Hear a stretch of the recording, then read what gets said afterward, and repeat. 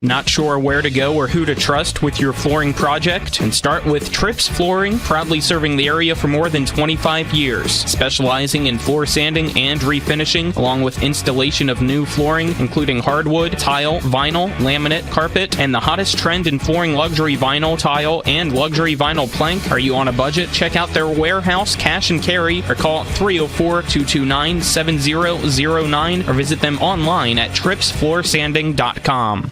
Have you tried the new Chick-fil-A Jalapeno Ranch Club? Did you see ranch? I need a little ranch. Ranch, come on, meet me at the ranch. Ranch, I wanna let my boo stop long. Candied bacon. A buttermilk ranch bun. With a jalapeno kick. Introducing the Jalapeno Ranch Club. It's Chick-fil-A chicken, all ranched up. The following is a special sports broadcast presentation of Talk Radio WRNR Martinsburg. Play ball! It's time for the fun and excitement of West Virginia high school baseball. Today's game is being brought to you by Trips Flooring, Hagerstown Ford and Hancock Chevrolet, the Mansion Ferretti Law Firm, the Brown Funeral Homes and Cremations, Robert Fields and Sons, the Larry DeMarco team at Century 21 Modern Realty Results, the law firm of Burke, Schultz, Harmon, and Jenkinson, Cody's Auto Body, the Mirius Group of Ameriprise Financial Advisors, the Berkeley County Health Department, WVU Medicine Berkeley and Jefferson Medical Centers, Parsons Ford of Martinsburg, Dignity Memorial Rosedale Funeral Home and Cemetery, the Skinner Accident and Injury Lawyers, L.A. Roberts Jewelers, CMA Honda of Winchester, CMA Chrysler Dodge Jeep Ram of Martinsburg, and CMA Chevy and Toyota of Martinsburg.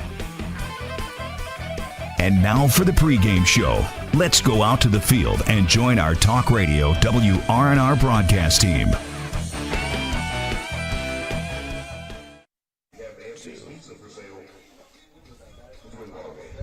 Welcome out to Inwood, West Virginia, getting you set for West Virginia High School baseball. The North Region, the beginning of the regional playoffs here in Class 4A between Musselman and Wheeling Park. Dylan Bishop and Trip Tobin with you on the call on the Hagerstown Ford pregame show, revolutionizing the car buying experience. Buy your next vehicle online, they'll deliver it to you, and if you don't like it, they'll take it back. Visit them online at fordofhagerstown.com. Kyler High producing back at the studio. Tyler Strine producing on site behind the TV10 cameras are Ethan Elliott and Colton Musgrove here on TV10, or WRNR TV on YouTube. Trip, we are starting off the regionals with the 8 versus 9 in Musselman taking on the Patriots of Wheeling Park tonight. Should be a good one. Yeah, it should be a good one. I mean, Musselman got that 8 seed. They're not, too happy, of course, about their record throughout the year. But talking to Coach Hartman prior to the game, and we were talking about their strength of schedule. They played 8 of the 10 teams that ended up in the top 10 in the power rankings there. They played the EPAC really strong. To me, they're a sleeper in this thing. They're going with Fisher tonight on the mound. They've got plenty of arms in there in that arm barn. We can't call it the bullpen anymore. But, if they can get out of here tonight with a win and, save Tanner Sharp, have Woolham, have those guys, I mean, they're going to be really hard. They have a chance to make a run in this thing. And I'm sure it's always an interesting strategy you deal with this trip in the summer, sometimes with your post-14 tournaments when it comes to you could end up playing 5 games in 5 days if it goes that way. So there's always a certain type of way you got to decide on what you want to do with your pitching so that you don't run out of it by the end of the week. Yeah, you certainly got to, watch your arms there. You'd love to see your guys, go a whole game. I mean, once they go, 40, 50 pitches, you just want them to go and get you a win out there and max out. You don't want to get out there today and throw a bunch of arms and lose, 2 games in one day is how I call it sometimes when you lose after and you waste 2 pitchers. You got to figure out a way to hopefully, of course, they want Fisher to go the distance and get him a win. But if that doesn't happen, then you got to make some real decisions at 30 pitches. You got to start counting beans and because it's going to take. They're basically in a play-in game, so they're going to play an extra game regardless. Yep. And so they're going to have to conserve. arms, it's easy to pitch with the lead. We talked about that down there a little bit. Maybe get up early and be able to cruise a little bit, not make every pitch, and every error, costly. The Musselman Wheeling Park today, as you kind of mentioned, Trip, kind of the play-in, because the winner of this will take on the 1 seed Morgantown tomorrow. The loser of this, as a double elimination tournament, they're still in it, but they'll be waiting. They'll have the day off tomorrow if they lose. There's a little bit of an advantage there, but they will be down to their last loss. They'll await the loser of tomorrow's 4 versus 5 matchup, Martinsburg versus Spring Mills from P.O. Faulkner in Martinsburg. And that's this side of the bracket. 2 of these teams out of that 5, Musselman, Wheeling Park, Morgantown, Martinsburg, Spring Mills, 2 of those will advance to the state tournament. So. Yeah, it's a battle of attrition. Two guys are going. It really doesn't matter if you go as the winner, if you back in as the co-champion of this region, of this part of the North region. But 2 are definitely going to go. Talk to Coach Ballard, talk to Coach Hartman. Both feel like that the EPAC can be strong in this bracket. They understand what Morgantown brings to the game. So, they still feel like that 1 or 2, maybe even 3 possibly EPAC teams out of both regions, could go down there and represent us. So, we've seen the EPAC all year long and how they play each other. Martinsburg, Musselman 2-0 games. What was it? 2-0, 4-2, something like that. Spring Mills was lopsided both ways as Musselman 10-run them, and I think they turned around and beat, vice versa. So it's just when these guys get hot, and we've been watching Musselman play. They've been hitting the ball well, and I was down the dugout. They're in good spirits, and they look to be the team that's better prepared at the moment, or at home here ready to play. The other side of the bracket will be one that plays out through the week as well. And depending on how games shake out, we'll probably end up doing a game or 2 on that side of the bracket as well. University and Preston is the 7-10 happening tonight as well. The 2 seed Jefferson will await the winner of that one. And Washington and Hedgesville will take on each other tomorrow. So that's the other side where 2 will make it through as well. We'll go ahead and take a 2-minute break, come back with our pregame interview with Coach Hartman of the Musselman Appelman. With West Virginia High School baseball on WRNR TV on YouTube. Hey, it's Cody from Cody's Auto Body. You're a potty mouth. But we do a really great job fixing cars after an accident. I know, but you're still a potty mouth. I'm possibly the best friend you could ever have. You are, but potty mouth. If you need your car repaired, come to Cody's Auto Body, located at 851 Wilson Street in Martinsburg. Because that's Cody's with a T for f***ing trust. See? Potty mouth. Leave me alone. Providing reliable protection since 1877, we are Farmers and Mechanic Insurance Companies. For over a century, we have been dedicated to provide dependable insurance protection and excellent customer service. We specialize in auto, home, farm, and business insurance. Our products are backed with personal, hands-on service. You can trust us to protect what matters most to you. For all of your insurance needs, there's Farmers and Mechanics Insurance Companies.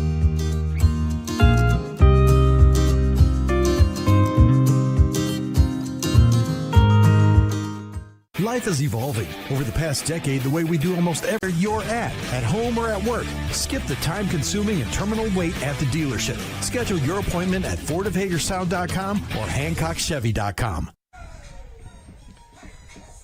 Welcome back to the ball fields of Musselman High School, where we have just entered a weather delay.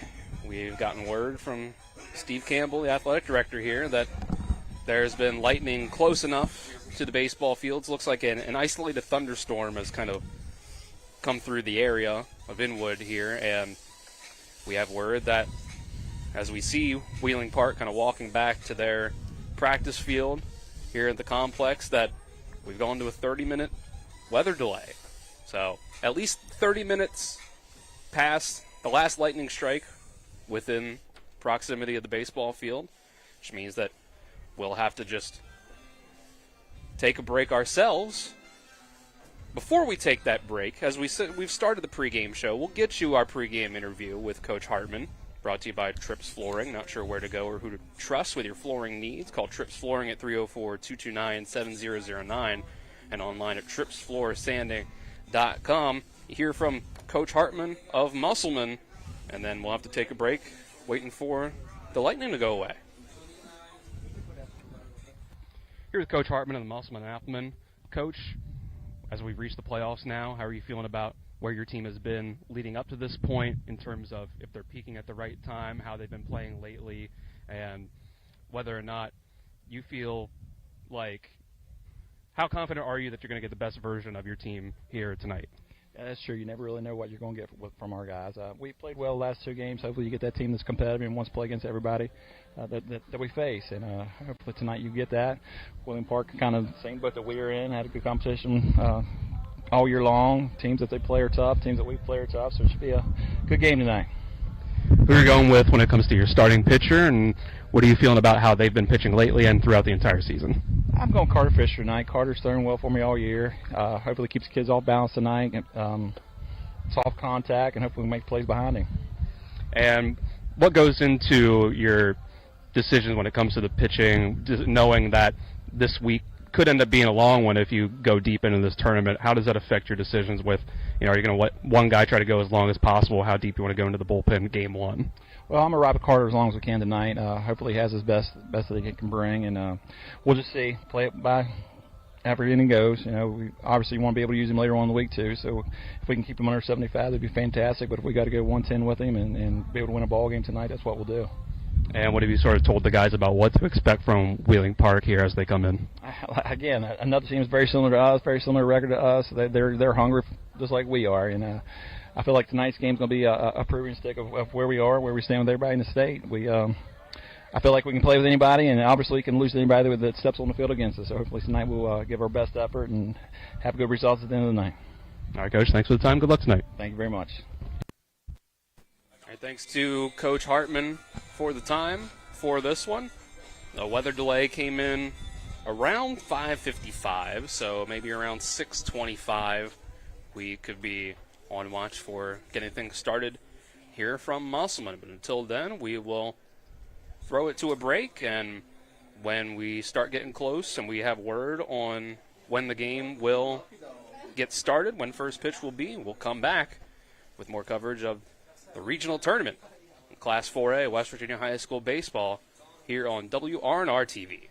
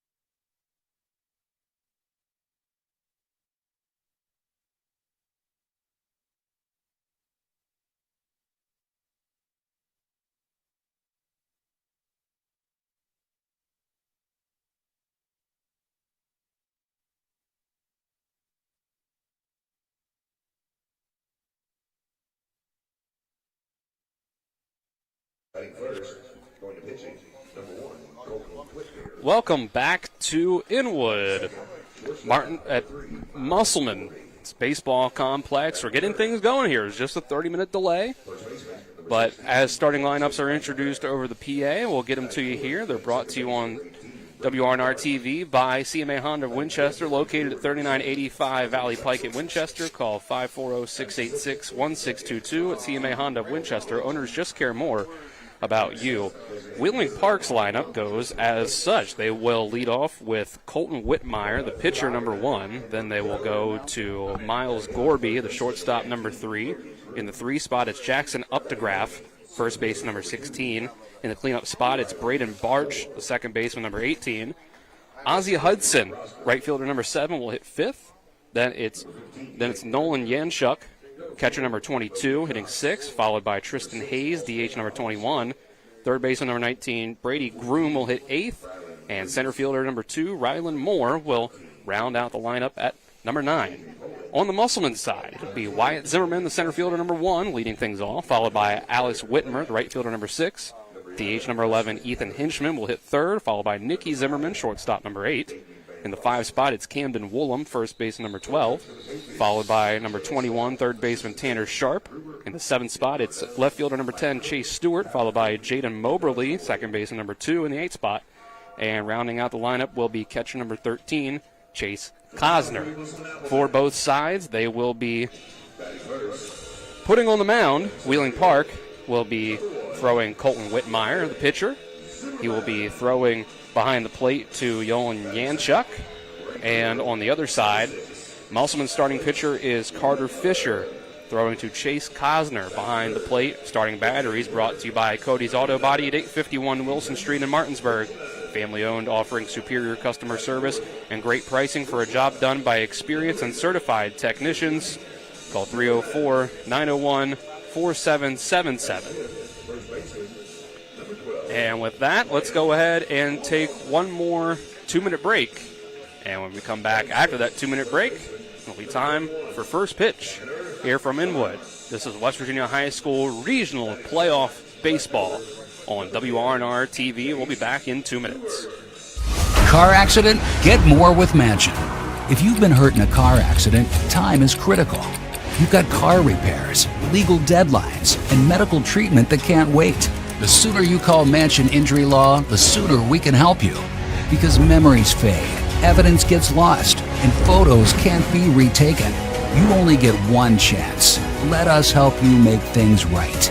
Get more with Mansion. Call 1-800-557-4LAW. Classical Christian Academy in Martinsburg is looking for joyful, dedicated primary lead teachers for grades K through 4 to join our vibrant team for the 2026-27 academic year. We're searching for educators who believe in more than just lesson plans, teachers who inspire a love of learning, build confidence, and weave biblical truth into every subject. At TCCA, we offer so much more than a classroom. With a 100-acre campus full of outdoor adventures, daily research-based agriculture classes unlike any school in the state, movement-based instruction, equestrian education, and bi-weekly student choice clubs, and a Christ-centered classical education that connects learning to real life. Our students don't just thrive, they flourish, and so do our teachers. If you're passionate about laying a strong foundation for young learners and want to be part of something bigger, we'd love to hear from you. Email your resume to Rachel Hull at RachelHullTCCA@outlook.com. That's Rachel Hull TCCA@outlook.com to apply or learn more. The Classical Christian Academy is located at 7192 Arden Noble Road, Martinsburg, West Virginia 25403. When you're looking for the perfect gift, look no further than L.A. Roberts Jewelers at 146 North Queen Street in downtown Martinsburg. Choose from a huge selection of unique items, from the finest diamonds that make your eyes sparkle to exquisite timepieces, figurines, and collectibles. Buying from L.A. Roberts Jewelers means that you've made the decision to do business with people who've excelled in the industry for more than 100 years. They'll be here tomorrow when you need them, and if you need your jewelry or your watch repaired, they'll do that too. L.A. Roberts in downtown Martinsburg. Old World Jewelers for a new age. My kids. You know I want the best for you, don't you? We need to have a conversation. End-of-life planning is no one's favorite discussion, but the relief of having everything in place when the hour of need arrives is a gift. Give it to your family. Plan ahead with us. Brown Funeral Homes, a leading provider of cremations, invites you to explore the many flexible options of cremation. From environmental considerations to the benefit of greatly reduced cost, it may be the perfect answer for your family. Online at brownfuneralhomeswv.com. Brown Funeral Homes, here for you. When will I be able to retire? How do I make the most of the money I have? How do I leave a lasting legacy to my loved ones? I'm Philip McCoy, financial advisor with the Mirius Group, a private wealth advisory practice of Ameriprise Financial Services Incorporated. Call us today at 304-263-4343 to help you make the most of your financial future. Our office is located at 1270 Winchester Avenue, Martinsburg, West Virginia. Ameriprise Financial Services Incorporated, member FINRA and SIPC. First pitch brought to you by the Marius Group and Ameriprise Financial Advisors John Everson and Phil McCoy. Stop by 1270 Winchester Avenue in Martinsburg or call 304-263-4343. Getting you set for the beginning of this one. A half hour late as we had a little bit of lightning try to join the party, but we tried to just wait it out, wait for it to go away, and it did. You just had pretty much one lightning strike within the proximity, which meant just the one 30-minute delay. And we can get started here at about 6:32. Dylan Bishop and Trip Tobin with you on the call. Kyler High producing back at the studio. Tyler Strine producing here on site. Behind the TV10 cameras are Colton Musgrove and Ethan Elliott. Our top of the first is brought to you by Brown Funeral Homes and Cremations, Robert Fields & Sons, a family-owned full-service funeral home proudly serving the area since 1880. And Trip, it's a little later than we were thinking we were going to get started, but just a half hour, and now it looks like it's clear day, kind of like it was, just the isolated thunderstorm, and now we're good to go. Yeah, just a little passing shower. I'm not sure who got wet through that, but it wasn't us here. It looked like it might have went on the west side of 81 there, but regardless. Sounds like Martinsburg is getting a good bit of rain, but it was quick here in Inwood. Temperature dropped a little bit. Players are happy about that. It's a little bit overcast, but give everybody a chance to digest their dinner, maybe get a cold beverage and sit down and watch a good ball game here. The only show in town tonight. That's right. Yep, this is the first day of the regional tournament where you have the 8 versus 9 here. Musselman, where the winner will move on to play the 1 seed at Morgantown. And on the other side of the bracket, it's Preston and University at University. Winner of that one will take on Jefferson tomorrow, and the rest of the EPAC will also play tomorrow against each other. Martinsburg Spring Mills will be at that one. Washington Hedgesville as well will be going on in Jefferson County. And then as the week progresses, we'll find the results and we'll figure out which games we're going to be at the rest of the week as it progresses. We're thinking if Jefferson can pull off the win tomorrow that we'll be at Jefferson on Wednesday. And then, of course, we'll have to see what the rain does. Yeah, they've allowed plenty of time here. The season's going to drag on here a little bit at the end, but it's going to make for some good baseball. See, got about 7 Washington baseball players over there kind of keeping an eye on the game. So kudos to those guys for coming out watching baseball. Doesn't really affect them on this side of the bracket, but anytime you can get young men out watching the baseball game, then, hats off to them as we're ready for first pitch here by young Mr. Fisher. And that first pitch will be outside to the other pitcher. It's Colton Whitmire stepping in for Wheeling Park, and the Patriots taking one outside. The next pitch to follow will be fouled right back to the backstop. Infield for Musselman. Third base, Tanner Sharp. Shortstop, Nicky Zimmerman. Second base, Jaden Moberly. First base, Camden Woolham. And from left to right in the outfield, it's Chase Stewart, Wyatt Zimmerman, and Alex Whitmer. And that 1-1 from Fisher will be outside. Got a 3-man crew tonight. Got Matt Heidel behind the plate. Rick Alderman over at first base, and Jeff King at third. Officiating the game. 2-1. Will be watched going in by Whitmire for ball 3. That's the advantage to the playoffs. Get the 3-man crew rather than just the 2. Okay, you should always have one with you, though. Young Mr. Fisher wanted that call. Curveball broke a little high. 3-1. Whitmire was sitting on it, but he fouled it back. Yeah, I mean, Fisher just challenged him there, 3-1. You can't walk the leadoff guy. You got to let him try to hit it as far as he can. Did a great job, challenged him. The lefty just dropped his hands a little bit and fouled it back to get to 3-2. Payoff pitch to the first batter of the game is going to run in and nail him. Hit by pitch to start us off.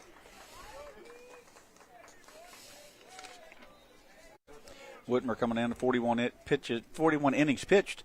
His record's 3-5. He's got 41 strikeouts, over 24 walks. His ERA is 3.45, but he has a really good walk hits per inning.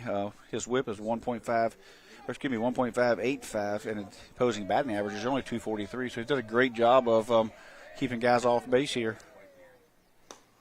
First pitch to Miles Gorby, the shortstop in the 2-hole, will be outside for a ball. Loser of this one still stays alive in the double elimination tournament. They will drop down to take on the loser of tomorrow's Martinsburg Spring Mills game. Runner goes on the 1-0. Throw down by Cosner is wide of the bag. So it's an easy stolen base for Wheeling Park. And a 2-0 count. Ideal start for them. Yeah, the free base game now 2-0 already for Wheeling Park. We're only about 8 pitches into the game, so you got to eliminate that, especially here in the playoffs. Teams will take advantage of it. Fisher's 2-0 will not quite hit the zone. Tried to get that outside corner, but it's 3-0.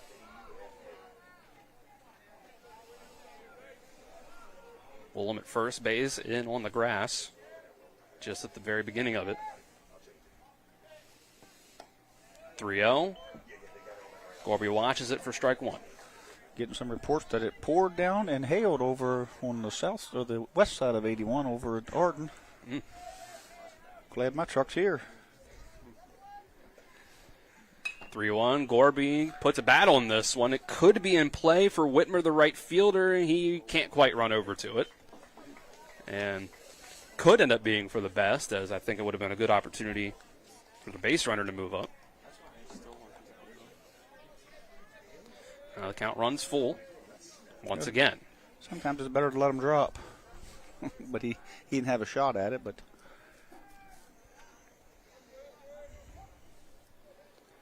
Fisher back on the rubber. Second full count in as many batters. 3-2. Fouled away by Gorby.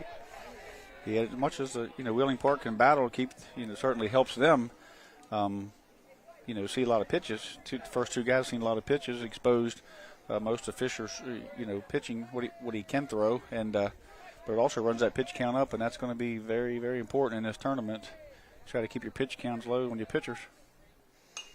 Another 3-2 is fouled away. Now, Kyler is telling me back at the studio that the weather is a little more rough over towards the Martinsburg side, so if we go off the air, it has to do with those weather issues back at the station, as it's a little cleared up here. But so far, we've been good with that.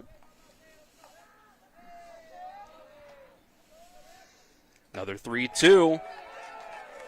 Not called on the outside corner. Fisher wanted it, but couldn't quite get it. Gorby draws the walk.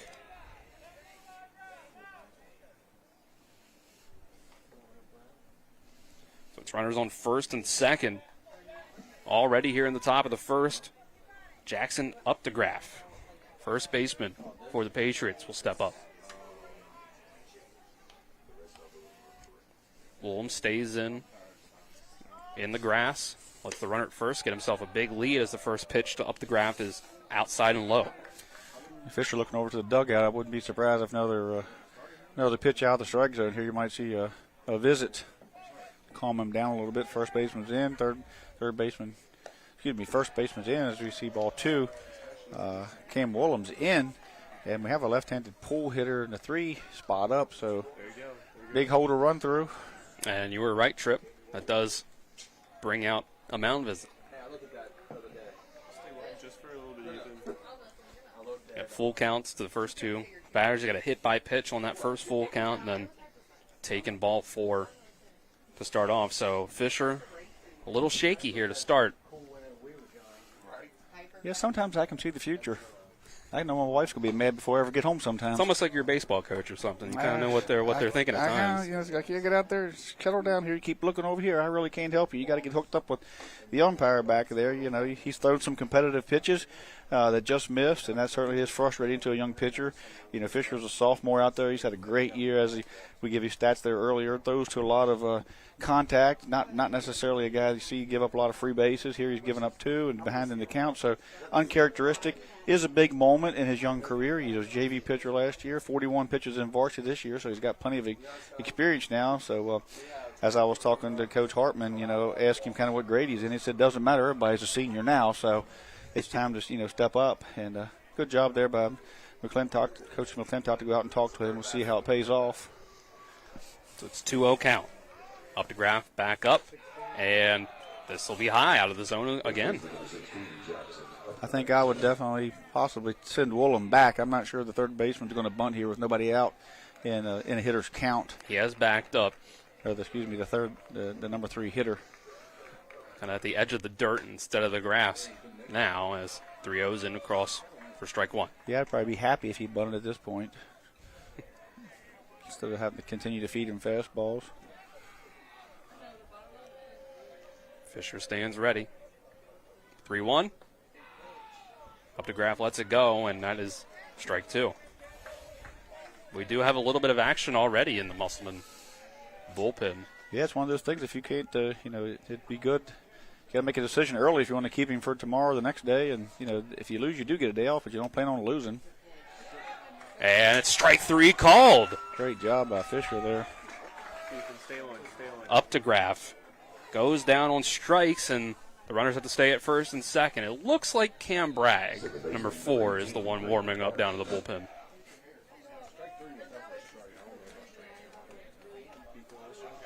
This is going to bring up Braden Barch, the cleanup hitter, second baseman. He's going to take the first pitch up high the shoulders. Seems to be where Fisher's missing more often than not, up high. Does have the one out now. Look back at second and to the plate. This one does hit the zone for strike 1.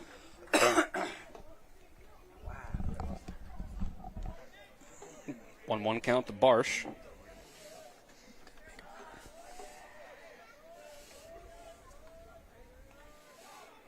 Here's the pitch. Big cut. Runner goes for third. Can't get the tag in time, and the double steal as the runner at first, Gorby, moves up to second on the throw.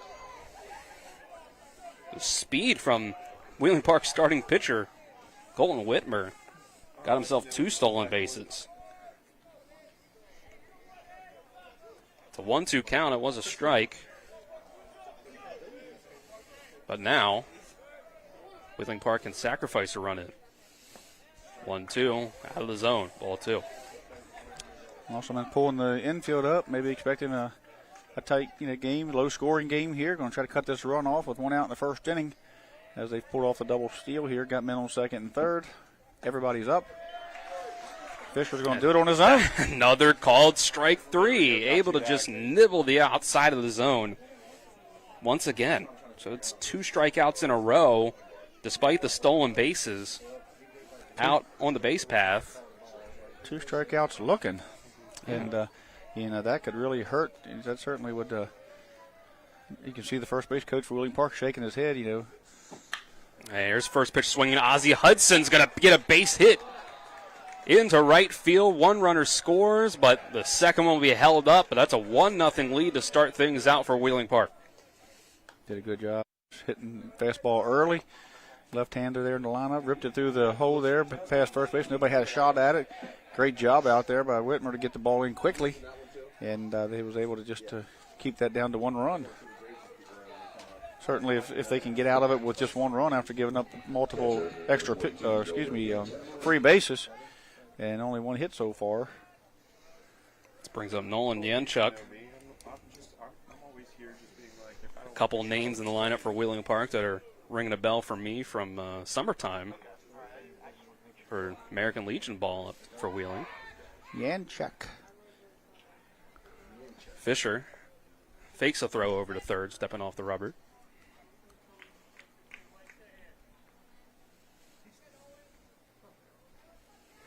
Now Fisher readies, and the first pitch to Yenchuk will be outside and low on the breaking ball.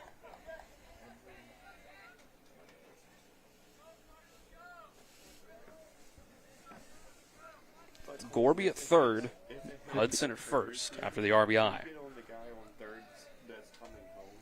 Pitch from Fisher, and that's going to be up and in, nearly hitting him on the hands. I'm not sure what Wheeling Park was thinking here, but I believe that I would run. 2 outs. What do you got to lose here? That's going to make Musselman decide whether they want to throw it down or not after an unsuccessful throw down earlier. 2-0. This is popped up. It looks like this one is going to be reachable for Whitmer in foul territory. He does make the catch for the third out. And Wheeling Park strands 2 runners on, but does get a run up on the board. So we go to the bottom of the first, and Patriots of Wheeling Park already have the lead.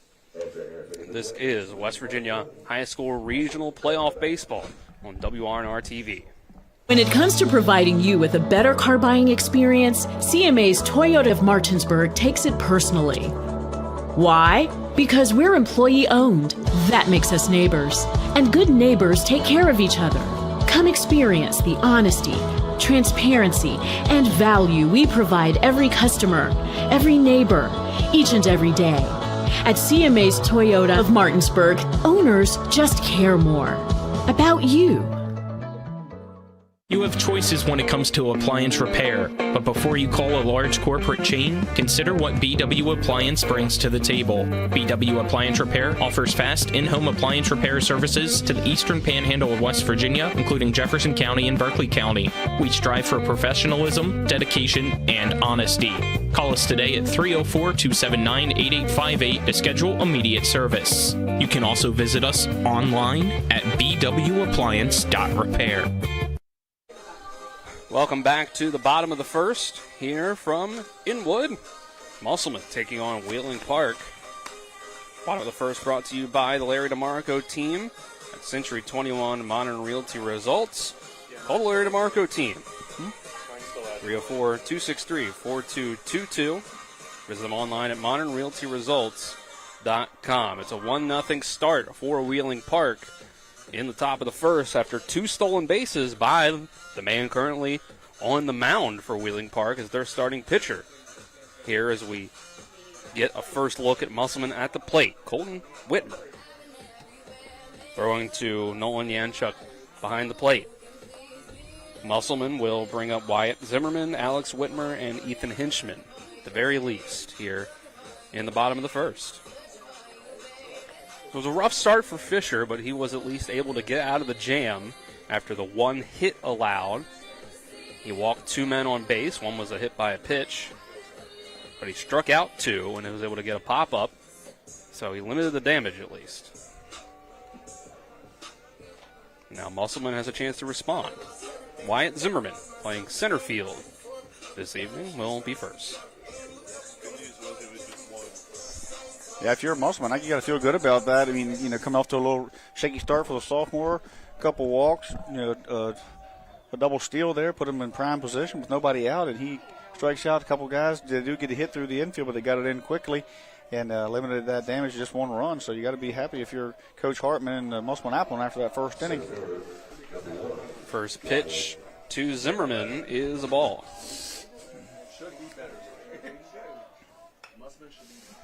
Zimmerman will swing at the next one and fouled off. And a stinger on the hands as he does that. Wheeling Park, much like Musselman, has had a very tough schedule. Played Morgantown multiple times. Washington down at Jefferson County, our Washington.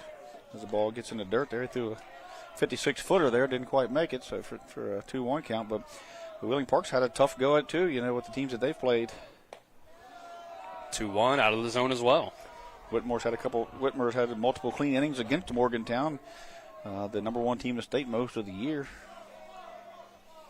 3-1, and Wyatt Zimmerman threw the bat down. It was a late strike call from the home plate umpire, so I think that little hesitation made him think he had first base, but now it's a full count. Yeah. To pick up the bat and come back and firing a strike 3 as Zimmerman swings through it is Colton Whitmer. Yeah, he thought that 3-1 pitch was low, threw the bat back, and then he's pretty smart for swinging at that pitch because after that you got to really protect because the umpire might expand it on you a little bit for trying to show him up a bit. But he was pretty adamant that was a ball 4, but ends up coming back. Whitmer did for a strikeout. First pitch into Alex Whitmer will be taken for a strike. So we have Whitmer and Whitmire. Whitmire on the mound. Would that be the correct pronunciation? My gut said Whitmire for Colton here on the mound for Wheeling Park. Whitmer now. Whitmer coming to the plate here. 365 average, the 461 on-base percentage. And the 1-1 will bounce, and Whitmer says that it hit him, and the umpire agrees. That 461 on-base percentage will increase here as he got hit by the pitch. So it's a rocky start for both pitchers tonight. And we get a little bit of a talk between Wheeling Park coach and umpire. I'm not sure what Matt Heidel's going to go out and talk to Jeff King and Rick Alderman, but he called a hit by pitch there, and there's no way they can overturn it. And why would you go out and ask? Because if you have it there at the plate, I have it. Now maybe he's being, giving the coach the courtesy to go out, which could be it, but ultimately it's his call, and I don't think he could ever overturn it. That'd be my thought, too. Just a courtesy check there, but the batter gets first base. Wheeling Park coach isn't happy about it, saying that if it hit him, it would have bounced one direction or the other. It bounced straight back, but so he's not happy with the call, but did get the courtesy check with the other umps. And first pitch runs up and in at Hinchman. Hinchman got some chin music. It's an interesting timing after Wheeling Park argued a call. Like it. It's a 1-0 start to Hinchman. He's going to have to take ball 2 up high as well. Whitmire throws the ball pretty good velocity, and Hinchman found out just how quick it does get in there as it ran up and in on him that first pitch. And second pitch there runs him up high again. 2-0. That one hits the zone, taken for strike 1.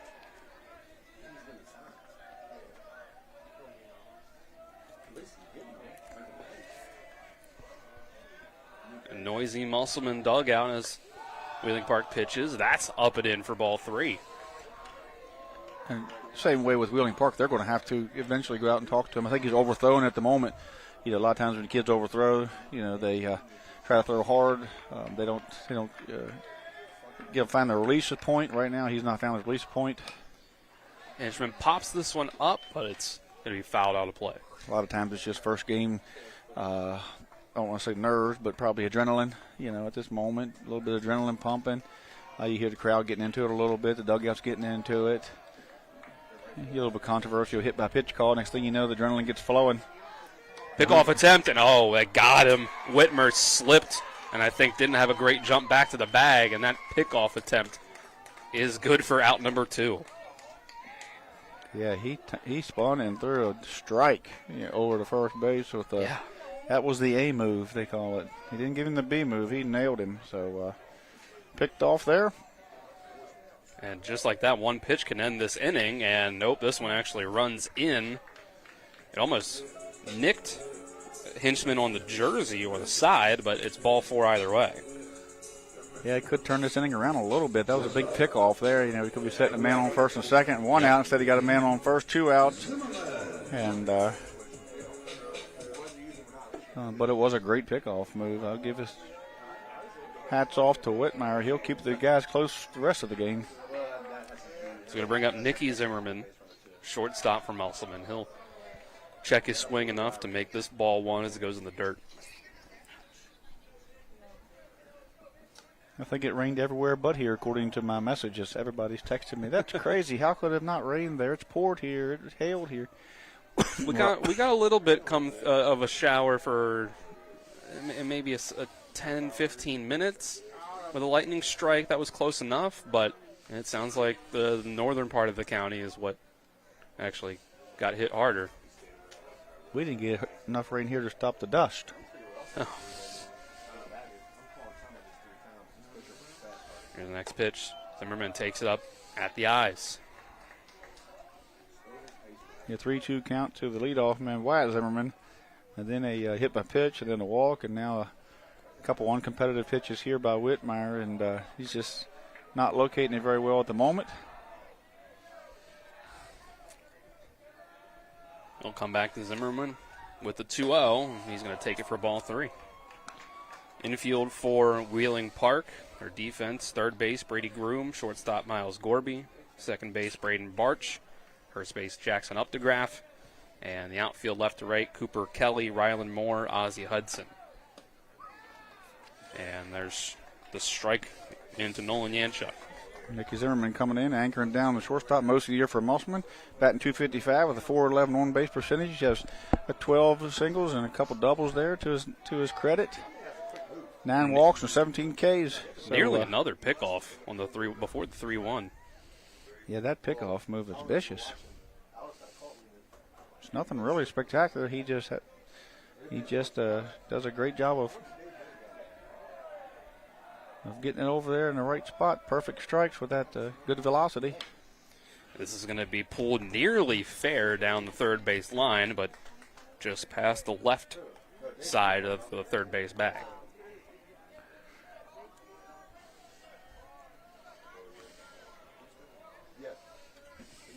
Come back, another payoff pitch in this first inning. Short lead at first for Hinchman. And the pitch, runner goes, but it's fouled away. I'd have been scared of a pickoff there. Definitely you can tell not getting a very aggressive lead there at first base anymore is Hinchman. And especially on a 3-2 count when he's going to go with the pitch no matter what.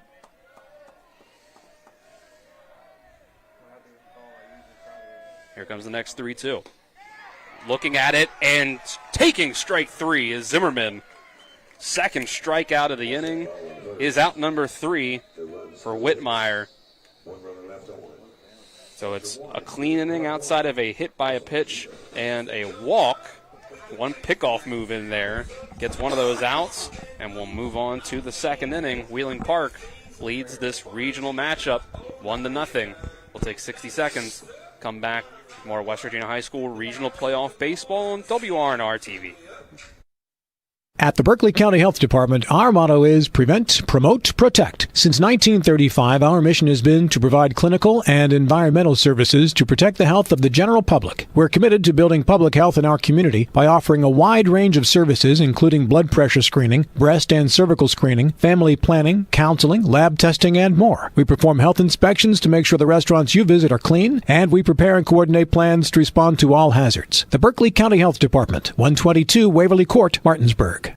The Palace Lounge in Martinsburg is the place to be. Join us every night to relax and enjoy football or basketball games featuring either the Martinsburg Bulldogs, Shepherd University Rams, or West Virginia Mountaineers. We will have steak night every Wednesday, shrimp nights every Thursday, and now taco and margarita nights every Tuesday. You can find us on Facebook or call 304-267-7520. The Palace Lounge is located at 1350 Edwin Miller Boulevard in Martinsburg.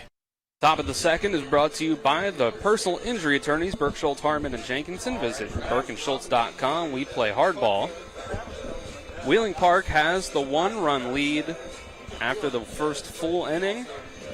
Both pitchers off to a slightly shaky start, but they both also threw in 2 strikeouts in that first inning. But Wheeling Park was the one that was able to play the bases the right way. They had 2 stolen bases. Musselman got picked off at first, and that's pretty much the difference through the first inning. Yeah, the first pitch in there for a strike. Wheeling Park was able to get that 2-out base hit that made the difference there, and of course stole the bases as opposed to getting picked off. So that changed the inning for Musselman, and that's why Musselman's up +1 right now. Or excuse me, Wheeling Park up +1. Tristan Hayes, the DH, will start this one off. Wheeling Park gets 7, 8, and 9 up in the order for the first time to start this inning.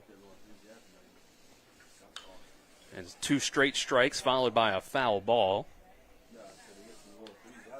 So Fisher has already started this inning better than he started the first. Looks a little bit calmed down. Yeah, it takes an inning or two sometimes, especially for a younger guy. Fisher winds and fires, and the 0-2 is too high, ball one. Good miss there when you're up at 0-2.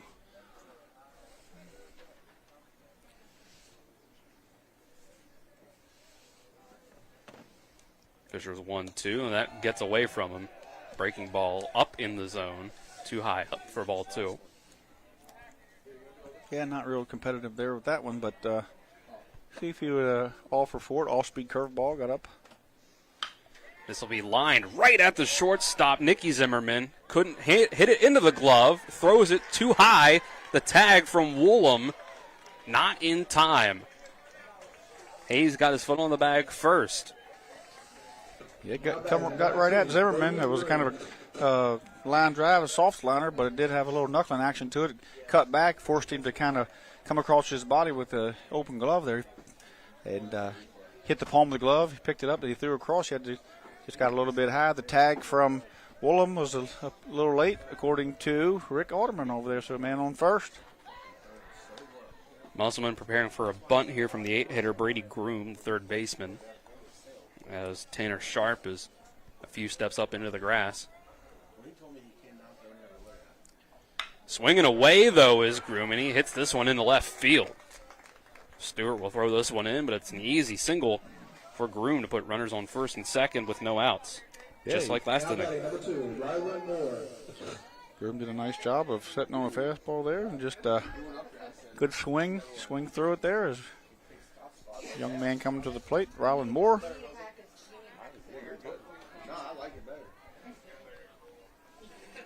Ryland Moore, the 9th spot, gets himself a chance, and again, Musselman prepared for a bunt. It's Camden Woolham this time in, and we do get a square around from Moore. He pulls it back as it's out of the zone, and the throw down to second bounces off of the shortstop, Zimmerman, and that's going to let Hayes move up to third and Broom move up to second. Yeah, on the bunt through, good job by Cosner and Zimmerman to be in position to try to back pick. The ball one-hopped Zimmerman out there, caught him in the shin, then it ricocheted. And Zimmerman and Moberly both took off for it, left second base open as everybody retreated for the ball, and that allowed the runner from first base to move up as well, Groom. So now you got men on second and third and nobody out. And that 1-0 is up in the zone, ball two. So as has been the case throughout this season, the defense has put Musselman behind the 8-ball in this inning. Ryland Moore here, not a big strike zone up there at all. And the 2-0 pitch will be the same thing, ball three.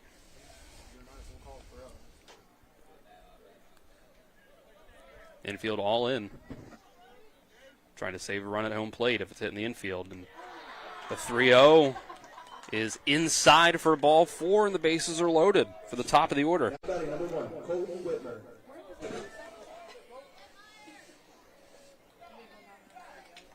It's been up and in a little bit there as Matt Heidel giving the free pass on 4 pitches, bringing one of the top hitters for Wheeling Park to the plate. The leadoff, Whitmire, in pitcher right now as Wheeling Park has a big opportunity to put a crooked number up this inning. First pitch out of the zone for ball. Fisher looking over at the dugout again. He feels like those pitches are coming across the plate. Certainly are competitive pitches. I'll give him that. Next pitch, soft foul ball. Make it 1-1. First base. The corners are up. Middle's back. Playing for, I assume, a double play there in the middle as the second baseman is not quite in the double play depth. Shortstop is. Corners are up. And here's the 1-1 out of the zone for ball two. A left-handed batter up. I guess you're protecting that gap a little more. Woolham and Sharp are pulled up. Zimmerman over, holding the runner slightly. Moberly back in the hole at second base. Outfield straight up. 2-1 to Whitmire will be fouled over the home side dugout. Fisher looking for a strikeout pitch here or something that soft, maybe in the air, infield single. He's certainly a magician when it comes to weak contact, as we've seen in his stat book.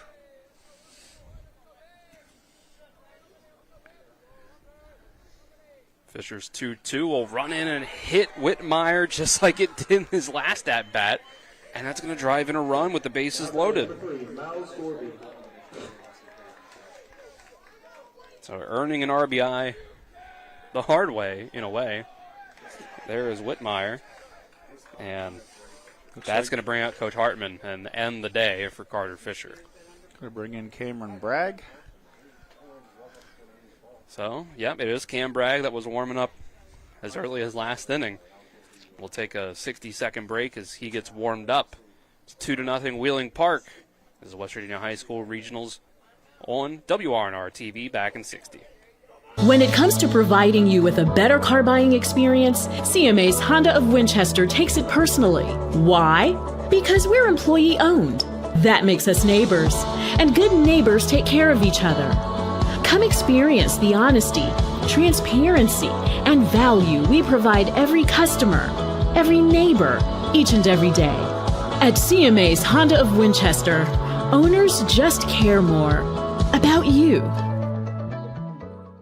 When it comes to surgery, experience and innovation matter. At WVU Medicine, our board-certified surgeons use the latest robotic and minimally invasive techniques to provide better outcomes and faster recoveries. We offer a full range of procedures including advanced hernia repair, anti-reflux surgery, breast cancer surgery, colon resection, gallbladder removal, skin cancer, and lesion removal. Trust the region's leader in advanced surgical care. Call WVU Medicine Surgery today at 304-596-2150.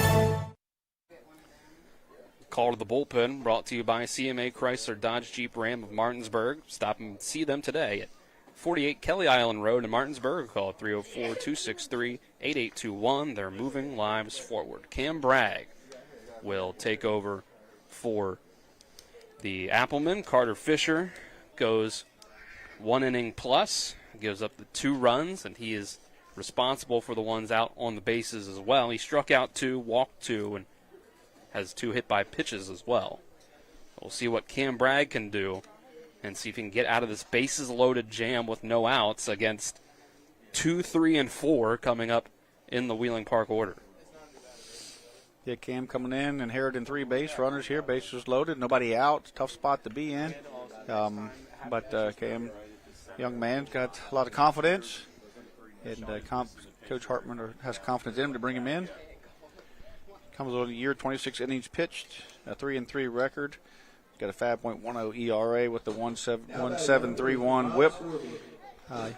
He has allowed 24 walks and 22 strikeouts, so he's going to have to buckle that down here and not give up many free bases because there's no free bases, no bases out there that's not occupied at the moment. This brings up Miles Gorby, the shortstop again. Last inning, drew a walk. Both these teams are battle tested. We talk about their strength of schedule, so they've played and hit and batted and pitched against some of the greatest competition in the state here. So they both are very battle tested.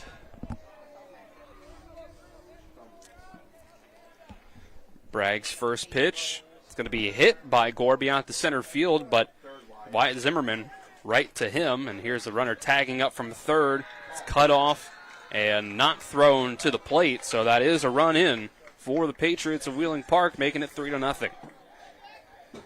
batting number 16, Jackson. Good job by Cam Bragg there. Get the ball in play, weak contact. Groom comes across the score, and base is no longer loaded, no outs, but it's another run up on the board for Wheeling Park. Runners on first and second, 1 out. It's 3-0 for the number 3 hitter Jackson up to grab.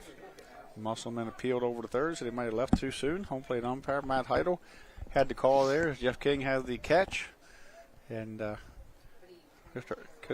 Rick Alderman had the other bases. Bragg throws this one way inside. It skips away from Cosner a little bit, but not far enough for the runners to move. Up to grab struck out looking against Fisher in the first inning as it Barch on deck for the Patriots. Cam Bragg, a little bit of a gunslinger, drops down a little bit, 3/4. Throws from the right side. Number 4 on the jersey.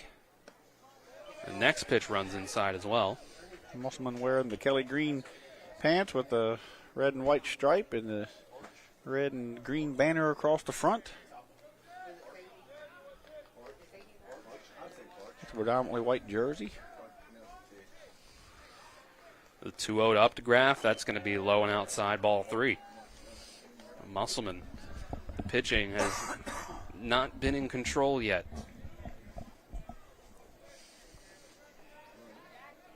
Obviously, you win this game, you go on to face the number 1 seed Morgantown, so the likes of Tanner Sharp and Camden Woolham aren't the first ones Musselman's gone with, and here's a 4-pitch walk to load the bases again. Number 18, Braden Barch. Of course, you got a tough matchup no matter what happens in this one. If you lose, you're taking on either Martinsburg or Spring Mills on Wednesday. Yeah, it doesn't get any easier, win or lose in the bracket on either side. You know, you're going to face good teams. Up here in the north, their section is certainly a lot of really good teams that dominated the top 10, in the power ranking. First pitch swung on and missed by Barch. Yeah, a bit of an off-speed pitch. Barch doing a nice job of sitting on a fastball, hunting it. Swung through that curveball there. Good first pitch. Pitch backwards a little bit by Cam Bragg. Nice job there. Coach is going to come down and talk to him a little bit here. A little bit of a pep talk to your cleanup hitter, who did strike out looking in the first inning. But other than that, ideal for your cleanup guy to potentially be able to clean up all 3 guys on all 3 bases. I think the comment there is you get down and talk to him. You're like, hey, let's get the ball, in play. Struck out last time. Put that behind you. Swung through that one. I need you to see the ball hit the ball here and not think too much. Musselman again with the corners up. 0-1. That's up and in. Nowhere close. 1-1. Musselman in a 3-0 deficit here, trying to put a Band-Aid on the bleeding here. Of course, Wheeling Park on the other side wants to break this one wide open.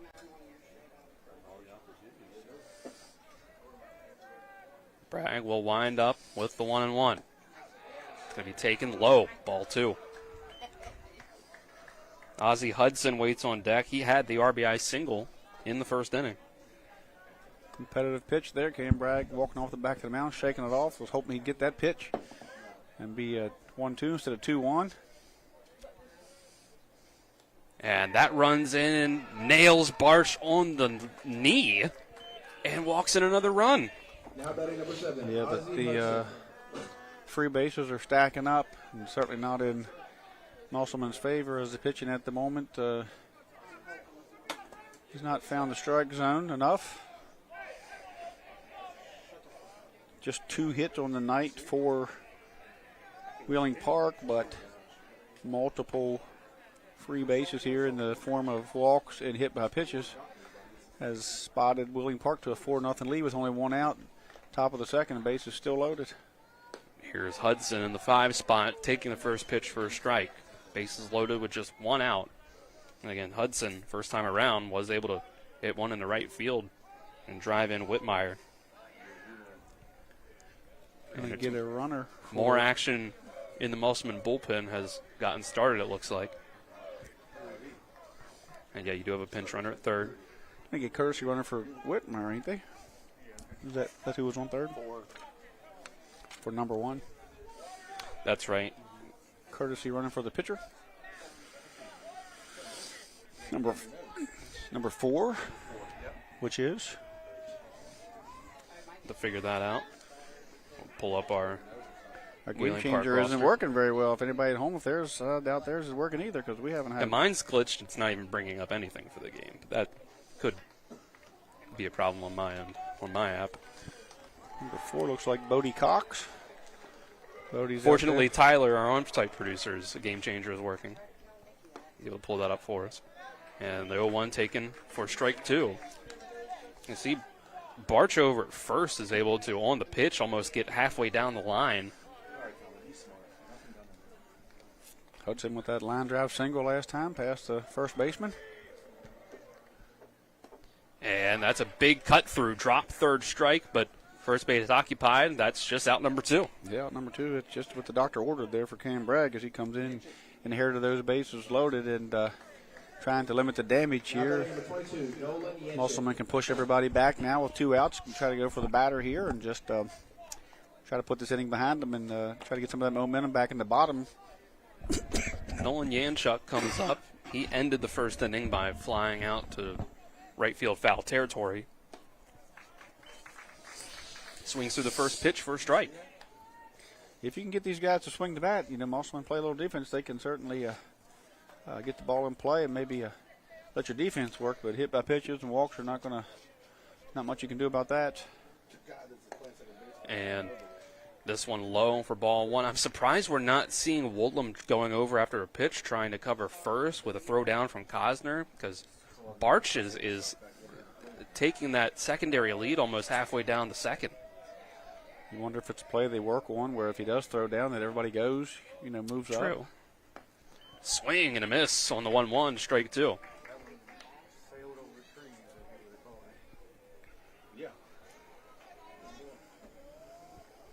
Hayes started the inning. He waits on deck if Wheeling Park can continue it. Bragg, the 1-2. This is going to be hit on a line, on a bounce, and past the glove of Nicky Zimmerman at short and into center field. 1 run will score. A second one will try to come home. It's cut off by Bragg, but not in time to make a throw to the plate. It's 6-0 Wheeling Park. Yeah, it looks like the runner there at second base kind of shielded him a little bit. Of course, the sun's coming down there, and that ball was one-hopped, and I think when Nicky Zimmerman picked it up, it was a little too late. All he could do is kind of throw the glove out there at it. But, bad luck there for Musselman and Nicky Zimmerman as the runner from second base cut across in front of him. It was a line drive. He had to get a quick read on it, didn't get a great read. And by the time he got his eyes on it there, it was in the center field. So number 11 is going to run, I believe, for the catcher now. Have to get our on-site producer here, Preston Hetherington, out there. There we go. Getting his shout out as he's at second base now. The lead runner has been on first and second. So Tristan Hayes, that started the inning, will swing through the first pitch of the at-bat for strike 1. Inning started with a hard hit ball over to shortstop. It popped out of the glove of Zimmerman, and then he rushed the throw over to first a bit, and it was high and couldn't make the tag in time. And this 0-1 is fouled over, trying to make a play for it as Woolham, but it goes over the fence. Ran out of room there. You don't need to chase a foul ball. Just stay on the pitcher. Makes the count 0-2. I said you need to stay on it. You don't need to go into a foul ball. Runners on first and second, 2 outs. It's a 5-run inning so far for Wheeling Park.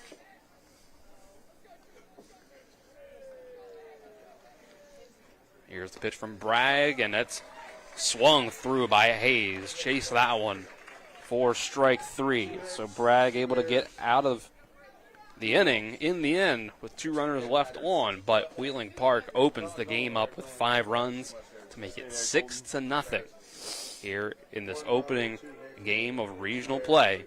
We'll take 60 seconds, come back with more West Virginia High School regional playoff baseball on WRNR TV. When you're looking for the perfect gift, look no further than L.A. Roberts Jewelers at 146 North Queen Street in downtown Martinsburg. Choose from a huge selection of unique items, from the finest diamonds that make your eyes sparkle to exquisite timepieces, figurines, and collectibles. Buying from L.A. Roberts Jewelers means that you've made the decision to do business with people who've excelled in the industry for more than 100 years. They'll be here tomorrow when you need them, and if you need your jewelry or your watch repaired, they'll do that too. L.A. Roberts in downtown Martinsburg. Old World Jewelers for a new age. The Eastern Panhandle is home to teachers and healthcare workers, farmers and fishermen, servicemen and women, golfers, bicyclists, and people who love the outdoors. Where we call home isn't any one thing, so we're not either. At Rosedale Funeral Home and Cemetery, we are honored to help you plan a celebration of life that reflects one's individuality. Our trusted local team is here to see that your wishes are honored and that your special story is told. The bottom of the second inning is brought to you by the Berkeley County Health Department. Prevent, Promote, Protect, offering public, clinical, and environmental services at 122 Waverly Court in Martinsburg. Musselman has a lot of work to do at the plate now. Is it up? As they're down 6-0 here in the bottom of the second. Colton Whitmire will go in. First pitch, it's a strike.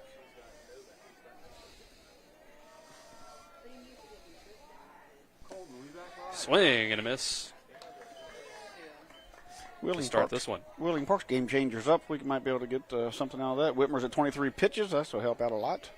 Be able to give you some of the nuances of the game here.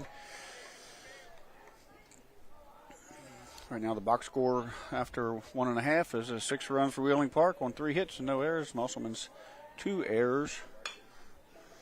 And here's one hit on the ground. Over to shortstop. That's Gorby. Throw to first. It bounces past first base. And that's going to let Woolham go all the way to second.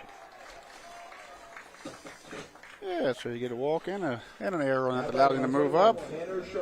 Just what the doctor ordered for Musselman there.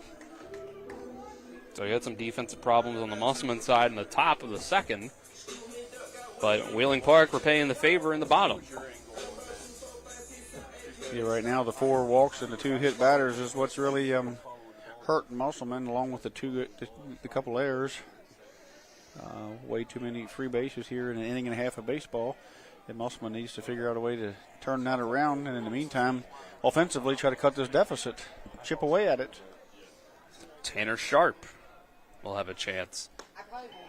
Big cut through the first pitch, but misses. Tanner Sharp started off a little slow this year. Has picked it up as of late. Throughout the year, he batted .265 with a .333 on base percentage, 9 singles on the year. Whitmire's next pitch is going to be hit well into left field. Ranging over to it is Cooper Kelly. Able to get it before it hits the ground for the first out. Off the bat, it looked like it could fall into I thought it was going to drop there. Kind of hung up there in that sun. Tough to play out there right now. The sun's going down right into the left side of the infield's eyes. If you ever played on this field, you know how tough it is on that side to see the baseball this time of year, as all the shadows are right directly behind you. That puts the sun right directly in your face if you're playing short, third, or left.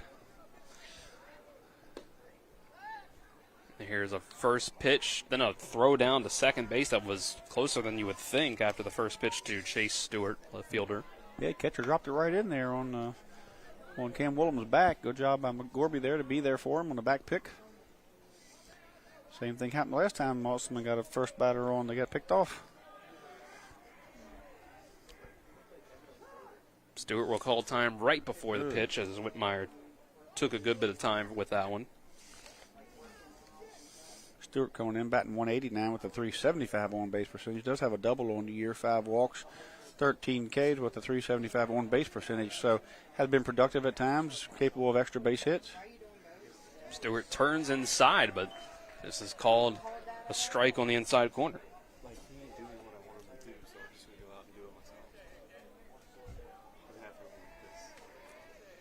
Musselman desperately needs to break that goose egg on the board out there. Even though it's early, they got to show that they can come back.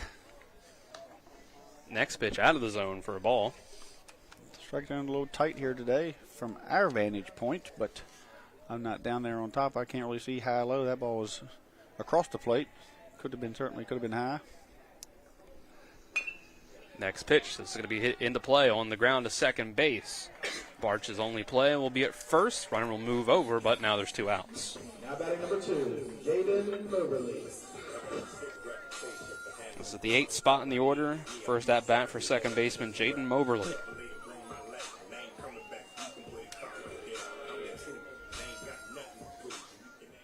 If Musselman can get some good pitching and defense on the other end, they can chip away at this slowly but surely. Still have plenty of time to do so.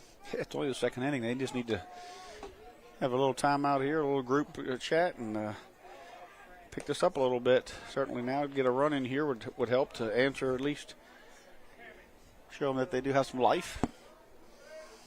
Whitmire's first pitch to Moberly's out of the zone. Now comes the 1-0. And this will be fouled straight away back.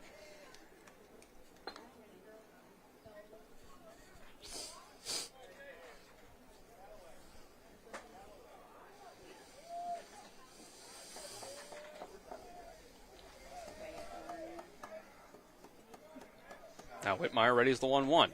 Nearly time called at the plate. This one's barely out of the zone.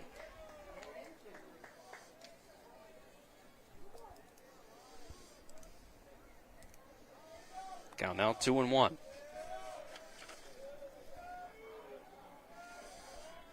And this next pitch gets away from Whitmire. That's up for ball 3. Moberly with a batting average on the year 161 with a 262 on base percentage. Does have 8 singles and a double on the year with 6 walks, 10 strikeouts, so contributing there in his own way. Whitmire's 3-1. Big cut, strike 2. Take a big cut there. Doing a great job out there defensively for Musselman this year. Full count and 2 outs. Runner on third base for Musselman, trying to get their first one up on the board. Here's the pitch. Swing and a miss. Strike 3 on the pitch up in the zone. Ran one high. He swung through it, didn't Moberly, for out number 3. So Musselman gets a runner to third, but that's all they can do, and they leave him stranded. Third strikeout for Colton Whitmire. Brings us to the third inning, still 6-0, Wheeling Park. Come back with the third after 60 seconds. This is West Virginia High School Regional Baseball on WRNR TV. The Classical Christian Academy in Martinsburg is looking for joyful, dedicated primary lead teachers for grades K through 4 to join our vibrant team for the 2026-27 academic year. We're searching for educators who believe in more than just lesson plans, teachers who inspire a love of learning, build confidence, and weave biblical truth into every subject. At TCCA, we offer so much more than a classroom. With a 100-acre campus full of outdoor adventures, daily research-based agriculture classes unlike any school in the state, movement-based instruction, equestrian education, and bi-weekly student choice clubs, and a Christ-centered classical education that connects learning to real life. Our students don't just thrive, they flourish, and so do our teachers. If you're passionate about laying a strong foundation for young learners and want to be part of something bigger, we'd love to hear from you. Email your resume to Rachel Hull at RachelHullTCCA@outlook.com. That's Rachel Hull TCCA@outlook.com to apply or learn more. The Classical Christian Academy is located at 7192 Arden Novel Road, Martinsburg, West Virginia 25403. We move to the top of the third, brought to you by WVU Medicine, Berkeley and Jefferson Medical Centers, leading health care here and everywhere. It'll be the first full inning of work up on the mound. Starting out this third inning for Cam Bragg. Came in relief for Carter Fisher. Started out for the Appelman. It's a 6-0 game. Wheeling Park opened things up in that second inning. Only got 1 hit, but were able to get 5 runs out of it. A couple bases loaded situations where you walked in a run. It's actually 2 hit by pitches, to be exact, with the bases loaded. Partially what made it 6-0 now as we head to the third. Dylan Bishop and Trip Tobin with you on the call. Tyler Strine producing on site. Kyler High producing back at the studio. Ethan Elliott and Colton Musgrove are behind the TV 10 cameras. Musselman needs a quick defensive inning here to get back in there and hit, to try to scratch back into this thing here as Cam Bragg steps back up on the mound.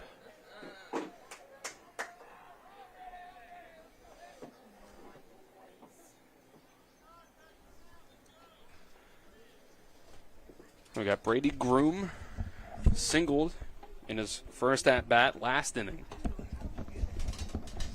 Coming around the score in that 5-run second. Cam Bragg coming back. Like Musselman's going to play the corner halfway up.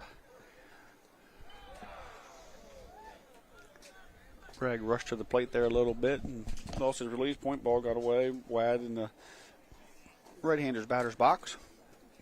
Groom got a base hit there last inning. Solid single out the left. And this next pitch will be popped up. Going forward is the catcher in foul territory, Cosner, and he's able to make the play. Tough play for catchers, and it looks easy, and everyone kind of shakes their head when catchers don't make that play, but I've seen the best of them back there. The ball's got a lot of spin on it, gets up in that wind, straight up, right up the chimney chute, and just a tough play. Great job there by Chase Cosner. Get rid of that mask, find that ball, get his back turned to the field, and swallow that up for his pitcher. Rylan Moore in the 9 spot. First pitch swinging, pop this one up towards third base, but it's the shortstop, Nicky Zimmerman, that has the better positioning for it, and he makes that play. So 2 straight pop-ups for 2 outs. Yeah, just what the doctor ordered here. Like we said, a quick inning if they can finish it off quickly here with a. Does bring up the top of the order again. Colton Whitmire's been hit by a pitch in both of his 2 at-bats as the pitcher, and this is one where he's definitely not getting hit this time because he gets a hit on the first pitch out to right field. Yeah, first pitch looped it out into right field. Good job there by the pitcher. Good job by Cam Bragg, though, just to, throw strikes, give his team a chance to make some plays as they have so far, and, limit those walks. If you're going to get beat, let the other team, hit their way on and beat you and play baseball and not give them anything. So great job there so far. As we're 2 innings in, and Musselman's find themselves in a deficit, but they've kind of shot themselves in the foot there, so see if they can pick that up. Bragg was trying to return the favor to Whitmire on first base, seeing if he could pick him off. After Whitmire, as the pitcher on the mound on the other side, has already picked the man off at first, and he's going to go on the first pitch. And there's the other reason you try to pick off Whitmire. He stole 2 bases, second and third, last time. Or excuse me, not the last time, but in the first inning, his first time up getting on the bases, and he steals another one.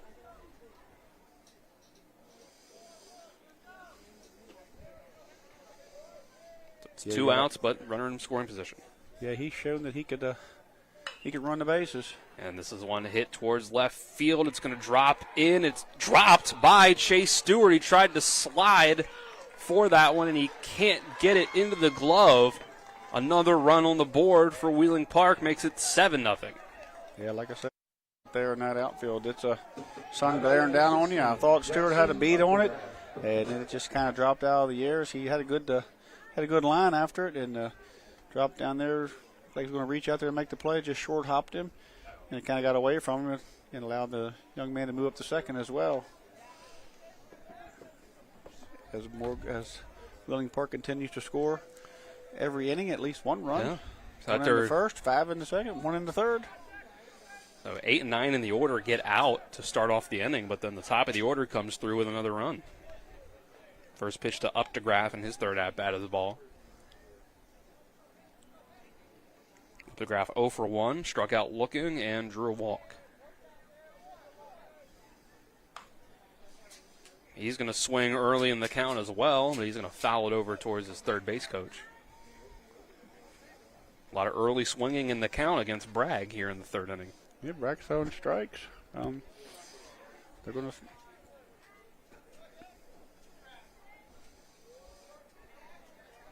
1-1. Still runner on second. Gorby took second base on the throw home. And this one gets in there for Musselman.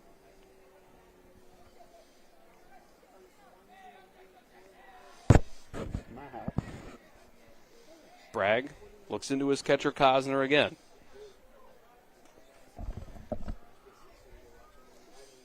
Here's the pitch. It's soft contact near the nub of the bat, and Bragg fakes the throw. He ends up deciding differently. Didn't want to throw it away. It would have been a close one. It's Updegraff getting on with an infield single. Yeah, he made a great pitch, and somehow or another it just got off the cap of the bat. I mean, he swung completely through it, and almost thought that it hit him after he swung the way it rolled off, but he caught right on the cap of the bat, just rolled up the third baseline. Of course, Tanner Sharp, not expecting the ball that softly to be hit there in front of him, so Cam Bragg had to go over and make the play and just eat it. Bad luck there because he made a great pitch. So the runner's on the corners with 2 outs. This brings up Braden Barch. Cleanup spot, has multiple runners on base again. He was hit by a pitch with the bases loaded last inning. Struck out looking in the first, and he's going to be hit again. And it was, I think, nearly the same spot. Hit on the knee last time. And I think that's where it hit him again. Doesn't get an RBI out of this one, but that does load the bases again for Ozzie Hudson. Ozzie Hudson, who's got a base hit there in that first inning, and then did strike out. Cam Bragg didn't get him on swinging.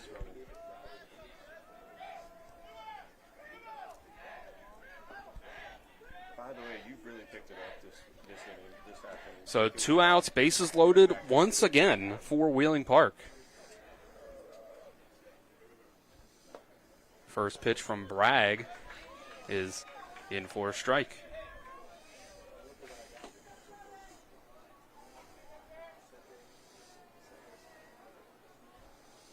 Bragg to the windup again. That's a ball. Can't quite get that one in the zone. Musselman pitchers haven't quite hooked up with umpire Matt Heidel just yet. They're just missing a lot of competitive pitches there, but it is the regionals, and 1-1 off speed. Yeah. Throws off Hudson. He's out in front of it for strike 2. That's the pitch that he had a uptograph out on, and he found a way to get the knob of it, or the cap of it on the baseball and get an infield hit and keep that inning alive. 1-2. Hudson gets a hold of this one, but pulls it foul. He straightened that one out a little bit. Just about puts it in the back of that Caravan out there. For a second, I did think that's where it was going. Yeah. What a nice souvenir.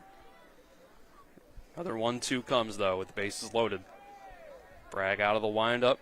Here's the pitch. That'll be fouled straight back. Ethan might have been able to catch that one if there was no net above us here. That'll roll off the net. Stays 1-2.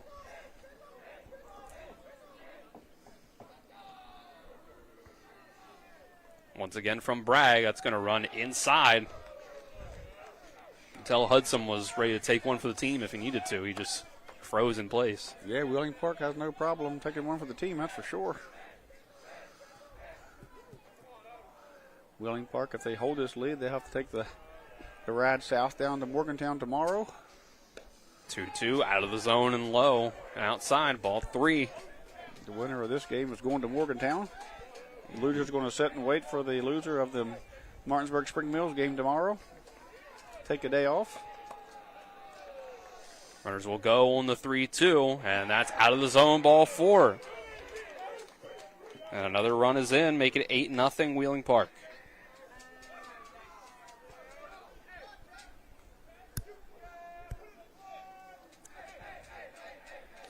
And I'm sure if you are Wheeling Park, a little extra motivation to not have to lose this game, ride back, come back on Wednesday to play in the Eastern Panhandle again to Martinsburg or Spring Mills. You win this one, hey, you just got to go to Morgantown tomorrow. Now, still playing the 1 seed, so pick your poison. Yeah, either way, we've got Chase Cosner out talking to this pitcher. So amazingly, for Wheeling Park, in an inning where the first 2 batters got out, 2 up, 2 down, they're close to batting around in this inning. This is the 8th batter up. And that's Nolan Yanchuk, who is 0 for 1. Flew out and then reached on an error, and he's hit by a pitch as well.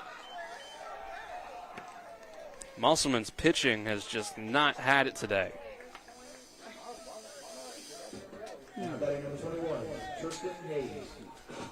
The Preston Varsity Knights, the lower seed, goes into University, and after a 5-run first, they were never able to. After scoring 5 in the first, they upset the University at home. And so Coach Hartman looks like he's changing pitchers again.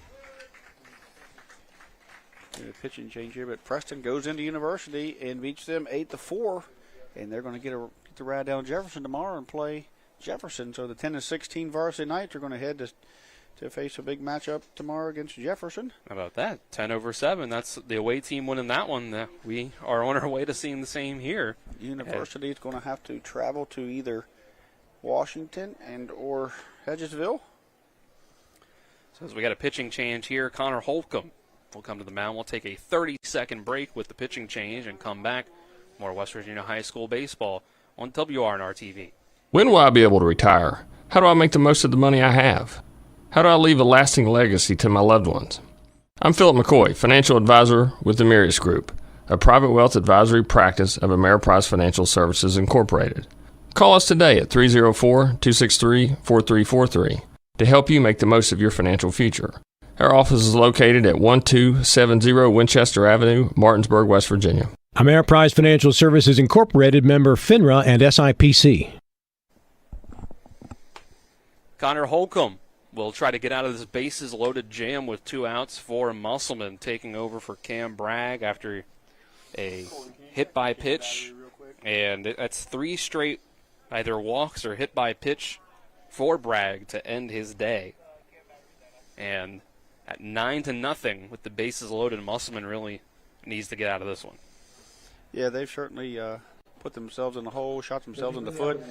The only thing that's positive about it, again, it's double elimination, and now, removing Bragg with 39 pitches, Fisher at 45 pitches, you're not burning any pitching. You're going to go into, to the loser's bracket with all your pitching, which, could lose 1-0 and lose one of your best pitchers and still be in the same situation. So, you don't want to take a humiliating loss, but you also do have to think about, this is a long tournament. It's a battle of attrition, and if you can, if you're going to, if you're going to take a chance here, bring in one of your guys that might be able to hold him down till you can score some runs, and then think about maybe will him to close or something. But at this point, you're going to have to just save arms if you're Musselman and go into the loser's bracket on Wednesday with all your arms and make a run that way. And if you can't make a comeback here, but 9-0 against a Wheeling Park team in the regionals would be an unbelievable comeback. Not that it can't be done, but at the moment, it looks like Coach Hartman and the pitching coaches over there are going to go with Holcomb and see if he can hold him enough to get Musselman back in the game. But it wouldn't surprise me if he come out at 45 pitches or so. Yeah, obviously you're not trying to wave the white flag in the 3rd inning, but this isn't the do-or-die, win or go home game. You still got to keep going in the tournament past this one as the first pitch to Tristan Hayes is out of the zone. So and they've played Martinsburg tough both times should they lose, and they've had a big win against Spring Mills should they lose in that game. So they do feel confident against the EPAC opponents. The 1-0 is out of the zone. It's a tough spot for Holcomb to come in. At least he has 2 outs, and the defense pushed back. So if he can get the ball over the plate, make this young man swing the bat. Got to force it any base. Here's the 2-0. That'll be inside. So rocky start to batter number 1 for Holcomb. Hayes reached on an error in the 2nd and struck out swinging to end the 2nd. And that's a 4-pitch walk. Ball gets away from the catcher, but doesn't matter. Wheeling Park can bring home the 10th run of the game. That's Barch coming across to make it 10-0.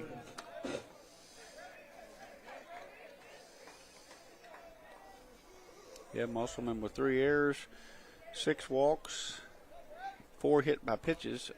Certainly, you're not going to keep too many teams off the board with that many free bases. And it is really stung at this moment. And we got a pitch thrown away. Runner will try to come home. Sliding in, safe, is Hudson to make it 11-0. Everybody moves up. It's now runners on 2nd and 3rd. Yeah, he threw that one behind Groman. Not a shot for Cosner there as he uncorked it, and it was way up and in. Groman ducked, and it didn't even hit the wall. It hit the netting back here. Didn't hit the 4-foot wall. It was 2 up, 2 down at first for Musselman in this inning. Back in again. Yeah, another one out of the zone. This time it's Brady Groom who singled in the 2nd. Popped up to start this inning.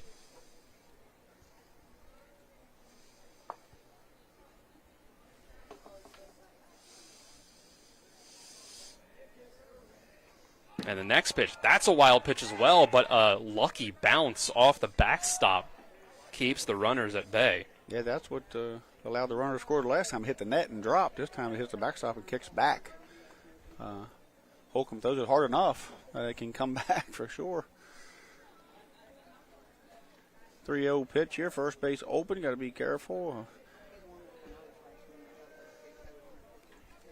More on deck. 3-0, that's out of the zone as well. So Groom will get on base, and that puts ducks on the pond again. All runners on all 3 bases. And this young man here is not the biggest of strike zones to hit. Rylan Moore drew a walk in his first at-bat in the second. And he started off that at-bat looking to bunt. But a wild pitch let the runners move up, and he didn't have to put down that sacrifice anymore, so he drew the walk.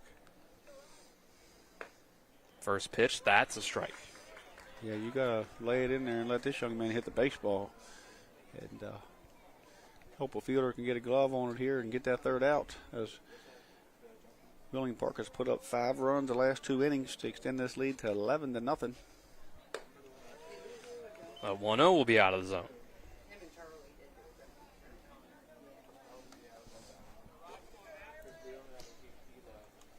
See, 0-1 makes it 1-1 after that.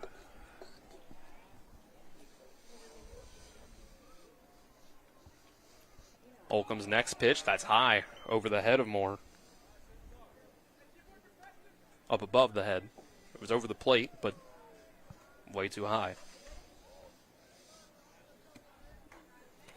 So now at over a 10-run lead, Musselman staring down their last 6 outs if they can't get two or more runs up on the board. And Wheeling Park can extend that and make it even harder by continuing this inning. You get 9 outs.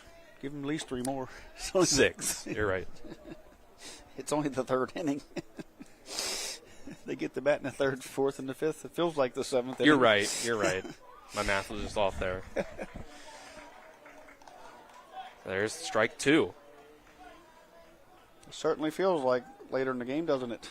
Has that feel to it. It's moved along slow. And with a delay.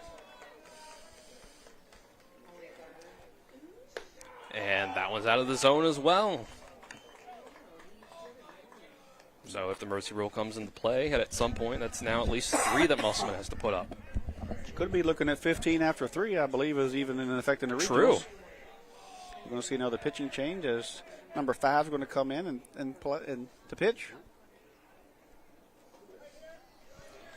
So Musselman already at their 4th different pitcher here in less than 3 full innings. Let's go ahead and take a 60-second break. Come back with more West Virginia High School regional playoff baseball on WRNR TV. Life is evolving. Over the past decade, the way we do almost everything has changed. Get on your phone, see something you like, click on it, and it shows up at your door. Why should the way you have your car serviced be any different? Why waste your time going to a dealership service department when Hagerstown Ford and Hancock Chevrolet will come to you? They service all makes, all models, and offer full parts and labor warranties. Hagerstown Ford and Hancock Chevrolet will come to your door or office and service your vehicle while you're doing what you need to be doing, conducting that business meeting or mowing the lawn. Why take time out of your busy schedule when you don't have to? Hagerstown Ford and Hancock Chevrolet's friendly, knowledgeable staff will come to you where you live or where you work for full service maintenance, from oil changes to tire rotations, brakes, batteries, multi-point inspections. They handle it all. Hagerstown Ford and Hancock Chevrolet is committed to delivering the best of the best to their customers. Trust them to service your vehicle where you're at home or at work. Skip the time-consuming and terminal wait at the dealership. Schedule your appointment at fordofhagerstown.com or HancockChevy.com.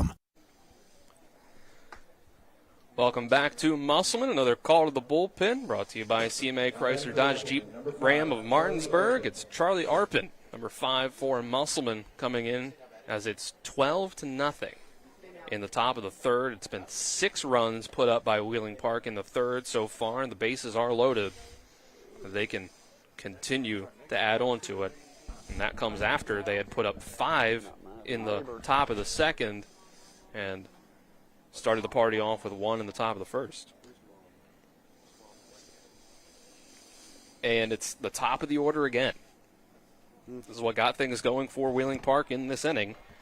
Wheeling Park have scored 6 runs after 2 quick outs. Groom and Moore at the 8 and 9 spots in the order at the start of this inning both got out, and then a whole time through the order, they haven't been able to put Wheeling Park away, has Musselman. Here comes Colton Whitmer taking a strike one to start this. He singled earlier in the inning, stole a base, and he was the first run to come across in this third. And he was hit by a pitch in his other 2 at-bats. He's going to take this one outside. As far as varsity innings, Arpin's only thrown 2/3 of an inning this year for Musselman, so spent a lot of time on the JV squad here, trying to eat some innings here as Musselman is trying to battle the battle of attrition here as far as pitching goes into this tournament. 1-1 is called a strike. You can see Musselman is trying to save Sharp and Woolham for later in the tournament. 1-2. Whitmire thought about going through that one, but checked his swing. It's 2-2.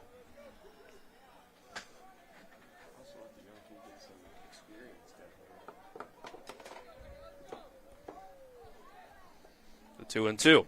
Whitmire swung through that one. Strike 3 to end the inning, finally for Musselman. But Wheeling Park has totally broken the game open now with 6 runs in the inning to make it 12-0 as we go to the bottom of the third. After this 60-second break, this is West Virginia High School Regional Playoff Baseball on WRNR TV. My kids, you know I want the best for you, don't you? We need to have a conversation. End-of-life planning is no one's favorite discussion, but the relief of having everything in place when the hour of need arrives is a gift. Give it to your family. Plan ahead with us. Brown Funeral Homes, a leading provider of cremations, invites you to explore the many flexible options of cremation. From environmental considerations to the benefit of greatly reduced cost, it may be the perfect answer for your family. Online at brownfuneralhomeswv.com. Brown Funeral Homes, here for you. Hi, Crescia Hornby here. Larry DeMarco, broker of Modern Realty Results, believes he has some of the best real estate agents in the Eastern Panhandle. Agents at Modern Realty Results have years of experience and knowledge of the local real estate market. Agents within the office work as a team to provide quality customer service. We strive to always ensure client satisfaction through handling every transaction with honesty and integrity, all while offering competitive rates. Modern Realty Results is veteran-owned and managed. Please call us at 262-4222, modernrealtyresults.com. Back to the bottom of the third here from Inwood, West Virginia, brought to you by Dignity Memorial Rosedale Funeral Home and Cemetery. Attention to detail like no other. Visit dignitymemorial.com. Now batting number 13, Chase Cosby. Musselman will come up to bat here in the bottom of the third. And Tripp, we were talking about it last inning where my math was maybe a little off on how many outs Musselman had left, but now that Wheeling Park is at 12, it is their final 6 outs if they can't get any runs up on the board. Yeah, 15 after 3, 12 after 4, 10 after 5 is a run rule here in high school, and I believe it sticks here in the regionals. And so right now Musselman needs a run the next 2 innings just to keep this thing going and keep Wheeling Park off the board. Here's a big cut through for Chase Cosner, his first at bat of the game. At some point, you wonder, does Wheeling Park, keep their pitcher under, 45 or 50? 1-2 is from Whitmire. He's at 40 now. Yeah, I'm off you. It's been a good outing for him so far. So he gets to, both these teams get a day off regardless. But I'd expect that he wouldn't go past 50 either. We had a check swing. Called strike 3 on the check down to first base for out number 1. Now batting number 7, Carter Fisher. Tough one there.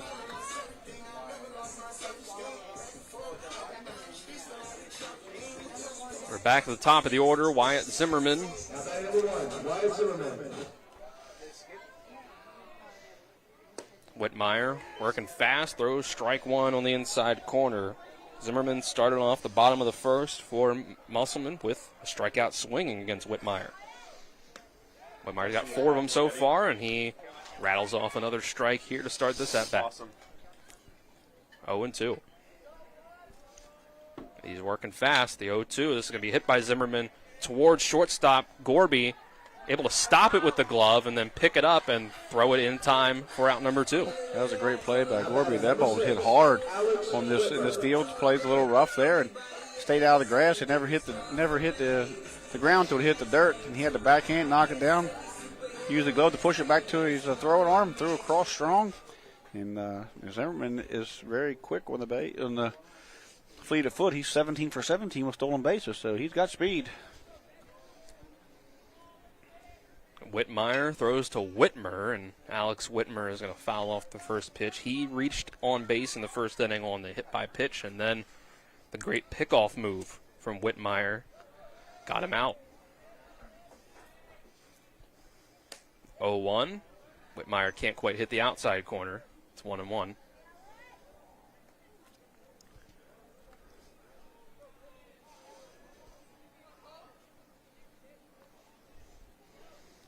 Next pitch follows. Tries to hit the outside corner again. This time he does with an all-speed pitch for strike 2. Musselman's side doesn't like that call. Here's the 1-2. That one is further off the outside corner. Evens up the count at 2-2.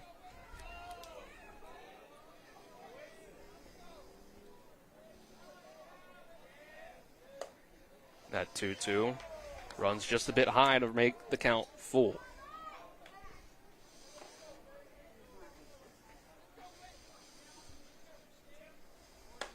Full count. Swing and a miss. Strike 3. Whitmire sends Musselman down 1-2-3 with his 5th strikeout, ending things in the 3rd. And Wheeling Park continues to control this one.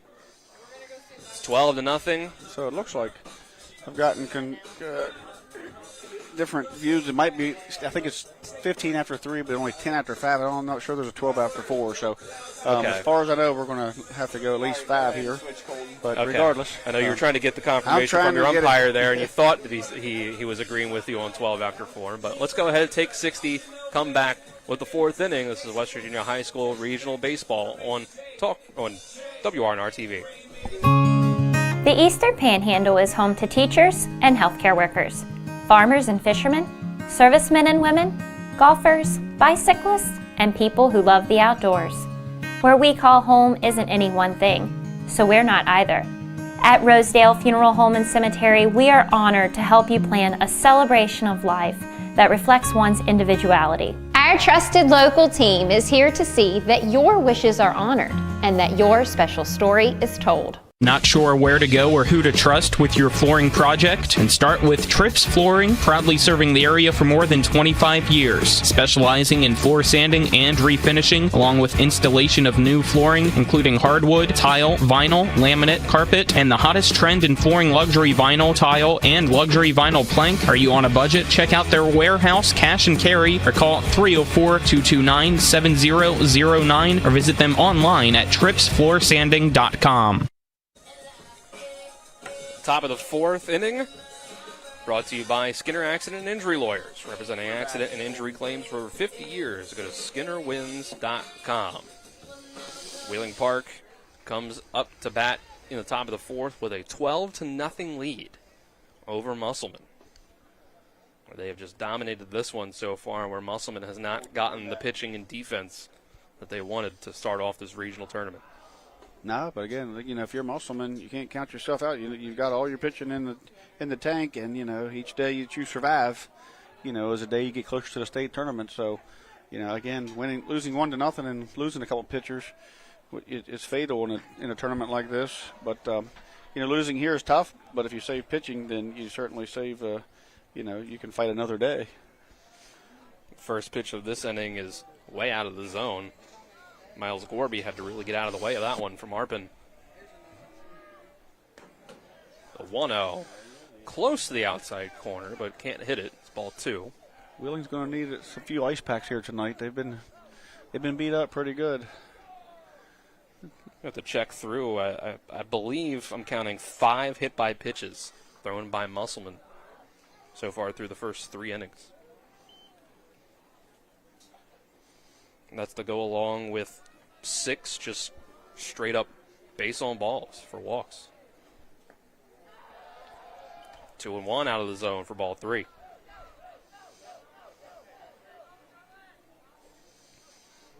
Gorby comes up. He walked in the first. He had a sacrifice fly RBI in the second, and then an RBI single in the third. And he's going to get on base with another walk here as ball 4 comes in high.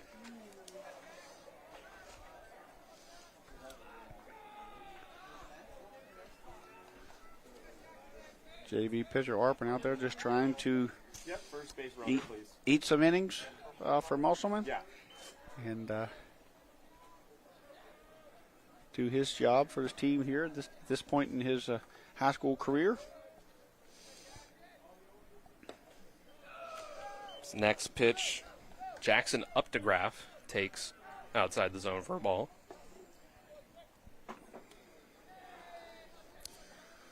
Going on an hour and a half of 3-inning baseball. Yeah. Runner goes. It's a hit and run, and it works to perfection. Moberly went to try to cover the bag, and it was hit pretty much right where he was. And the runner gets to third, hustles over, and puts runners on the corners. The runner got a great jump. Sometimes when that happens, you just, you let the guy steal the base, but left that hole wide open, so I'm not sure if it was a hit and run or not, but either way, it was executed well, and it appeared to be a hit and run, and it got the ball right in the hole.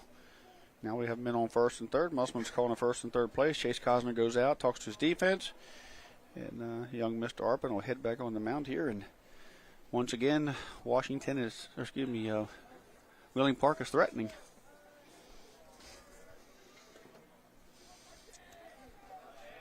Runners on the corners for Braden Barch. He's been hit by a pitch twice. He's going to try to lay down a bunt. He's going to pull it back in the last moment. It's called strike. And runner takes second on the catcher's indifference.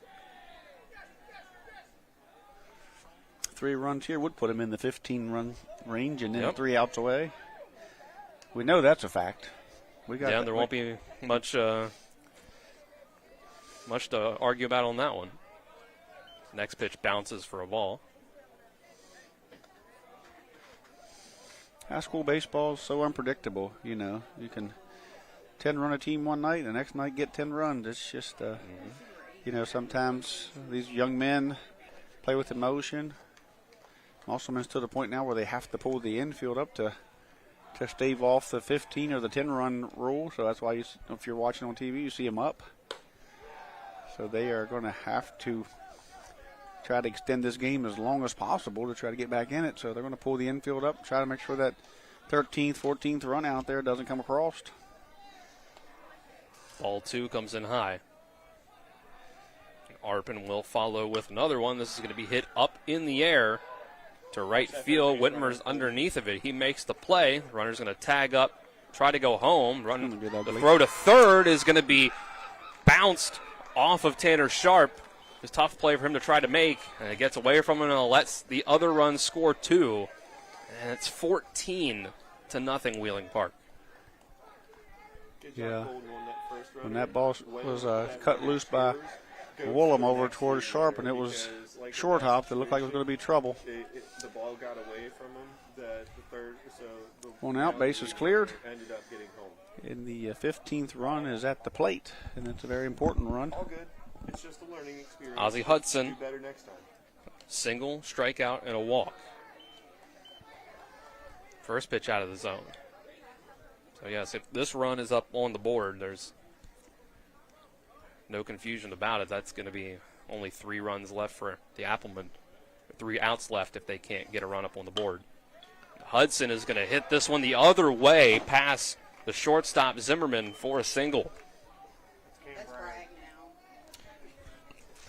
Excuse me, we've been letting know there's been some defensive changes from Musselman. Cam Bragg, after pitching, has gone out to shortstop.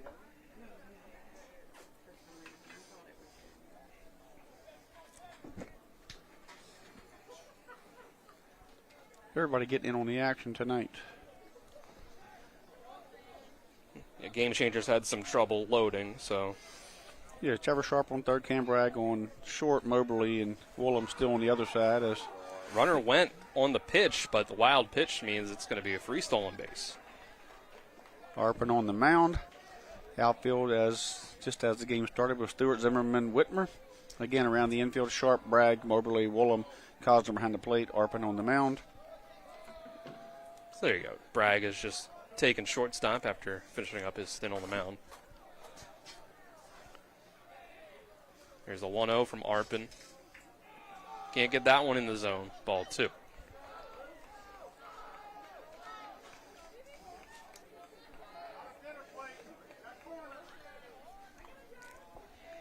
Hudson at second. Arpin steps off the base to get him back to the bag. Doesn't end up making the throw.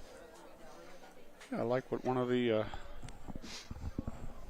fans down there said after that pitch that was just off the corner a bit. And this is another wild pitch. Hudson's going to move over to third. He yells at the umpire, "It's not a dinner plate, it has corners." I like that. I haven't heard that one either. I'm going to have to remember that one. Probably get me ejected over the summer. Hopefully do that in one that we're broadcasting Hey, for it's you. not a That'd be dinner fun. plate, it's got corners. It's a 3-0 count now to Yanchuk. 15th run, a very important run on third, is out there now with one out. Infield has got to pull up here tight.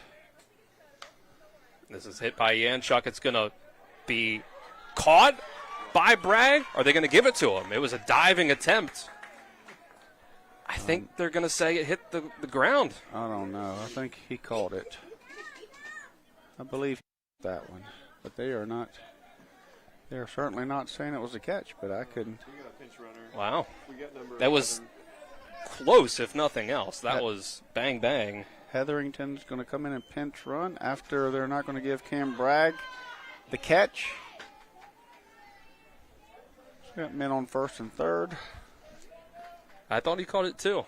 That makes it runners on the corners with one out. Couldn't really tell, but he. Tyler is watching closely as our on-site producer here, looking at the cameras. He thinks it hit the ground. Okay. So I trust him on that. Good call by the umpires then, as we got the replay back in the booth. Call to New York. Says call stands. Kyler showing replays back in the studio. His view, he thought that was a catch, so it's up in the air. As is this pitch, as it's popped up to very shallow right field. And yeah, you're certainly right. Runner went on the hit, and there was only one out, so he got doubled up. So maybe.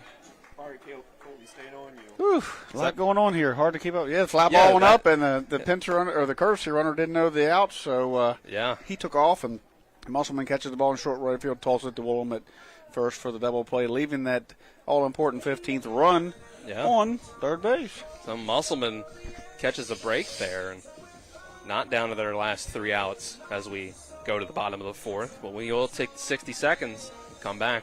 More West Virginia High School playoff regional baseball on WRNR TV. Car accident? Get more with Mansion.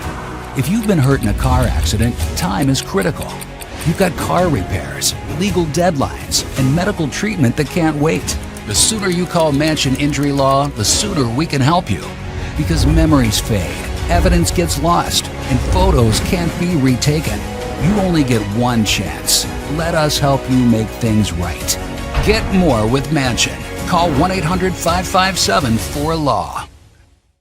Providing reliable protection since 1877, we are Farmers and Mechanic Insurance Companies. For over a century, we have been dedicated to provide dependable insurance protection and excellent customer service. We specialize in auto, home, farm, and business insurance. Our products are backed with personal, hands-on service. You can trust us to protect what matters most to you. For all of your insurance needs, there's Farmers and Mechanics Insurance Companies.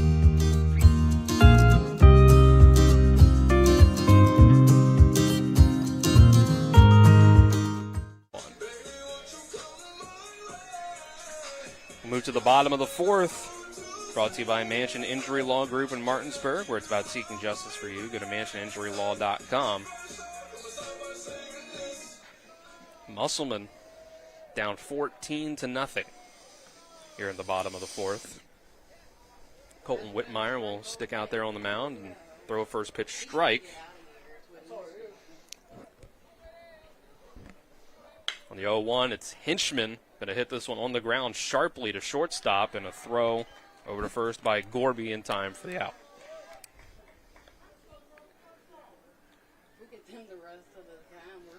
The defense and pitching for Wheeling Park has been stellar.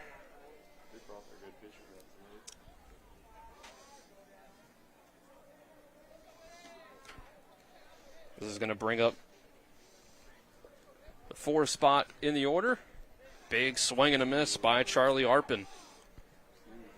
So Wheeling Park's Whitmire has gone too many pitches to throw against Morgantown tomorrow, but he certainly can stay under and come back on Thursday after the Morgantown game should they lose. Soft ground ball to second, and a nice play by Braden Barsh as it popped off of his glove, but he was able to catch it with the bare hand and throw it to first for out number 2.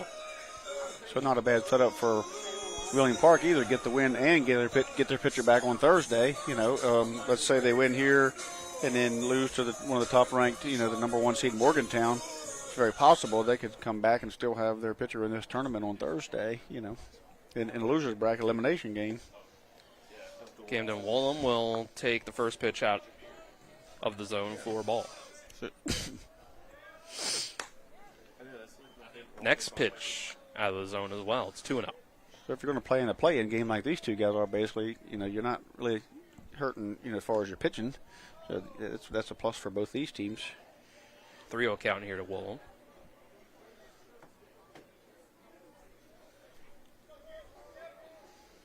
And it'll be a 4-pitch walk. The Musselman has only reached on base now from an error, 2 walks, and a hit by pitch.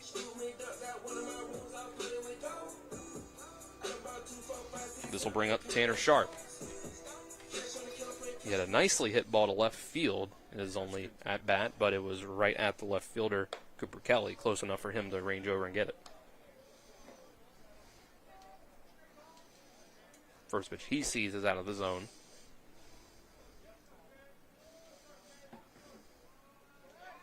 Get another pickoff attempt by Whitmire.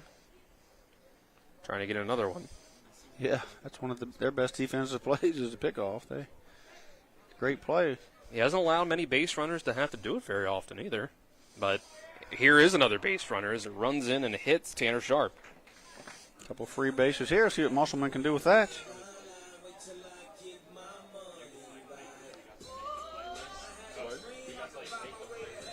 At the very least, they can make it harder on Wheeling Park to end this game earlier. Make them use more pitching. Yeah, you're in this tournament with them. You want them to use pitching if at all possible. Chase Stewart is up next. First pitch to him is going to be fouled over towards the first base side.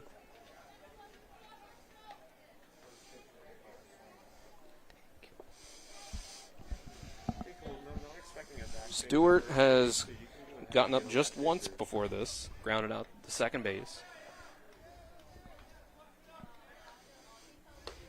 This pitch comes close to running in and hitting and turns away from it. Set that limit, base runner on second, if a single happens or if he starts moving over. And the winner of this game will take on Morgantown. Loser of this one awaits the loser of Martinsburg Spring Mills in the consolation bracket of the tournament. Another one inside. Unsuccessful throw down the first. Whitmire up to 64 pitches. 75 would be a number that would put him over the limit. 76 put him over the limit for Thursday's game.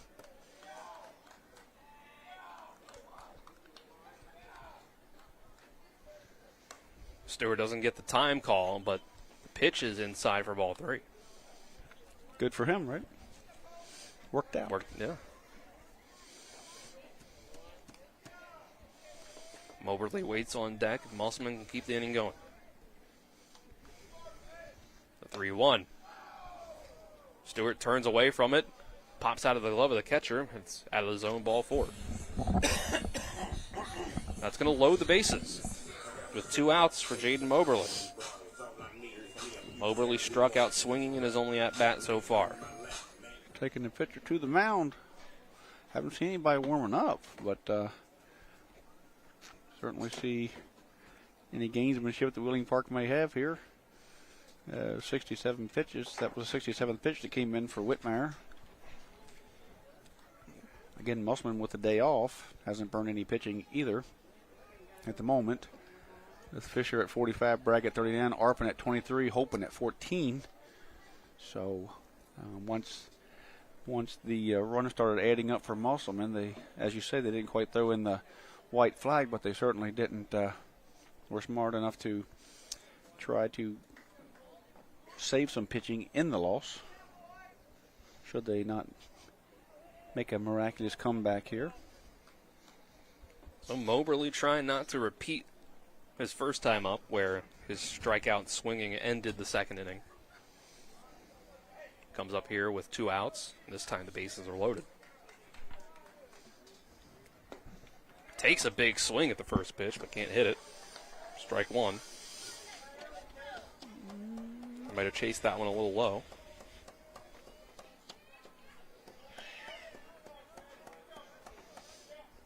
At 0-1, fired in for strike 2.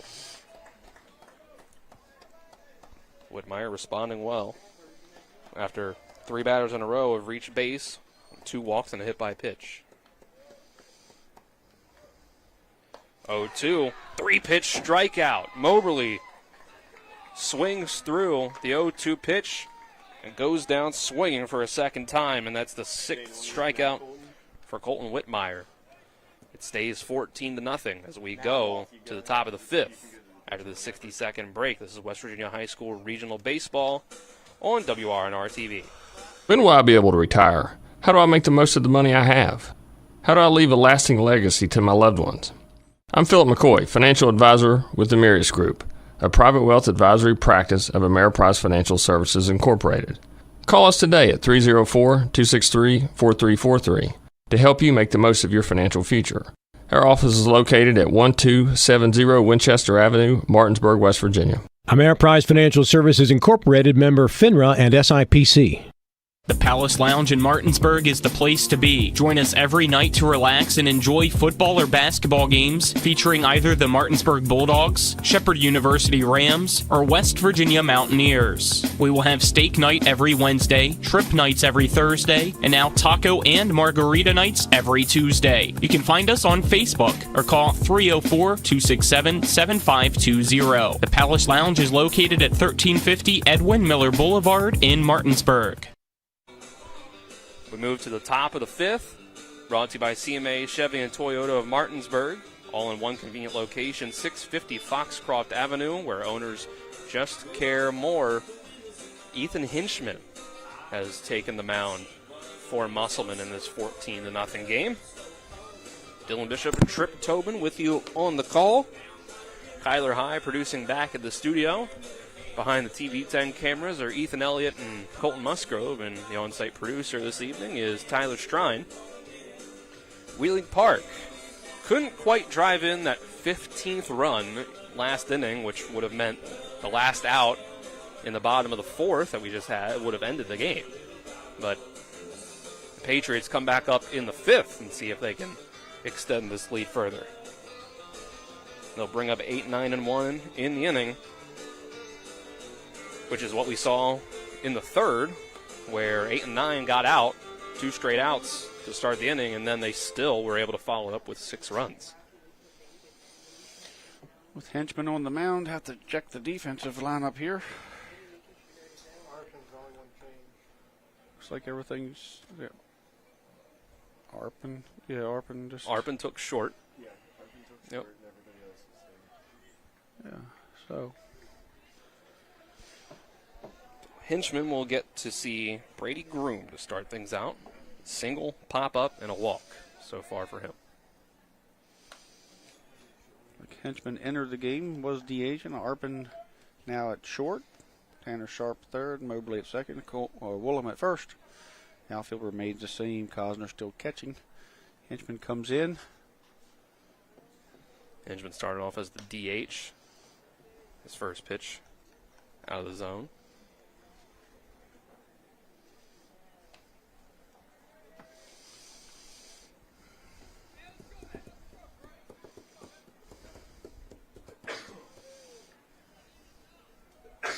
Groom will step back in. Next pitch from Hinchman That will bounce in front of the plate for another ball. Took a lot off of that one. Came hard, kind of exploded to the plate, then slowed that arm down a little bit, and it just kind of dropped off.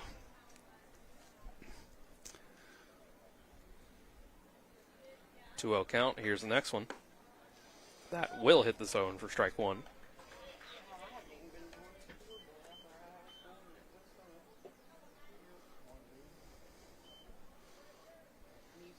I thought it was 2-2. Pitch from Hinchman. Fouled away, and that's strike two. It was, excuse me. There was a foul ball in this at-bat. Everybody's falling asleep. Scorekeeper up here is falling asleep. Announcer fell asleep. Next pitch from Hinchman. That will not hit the zone. That'll be ball three. Rylan Moore will follow on deck. He's drawn 2 walks. Been a lot of drawing walks from Wheeling Park so far. See if they can get another one. Nope. Swung through on the 3-2 from Groom, and that's a strikeout.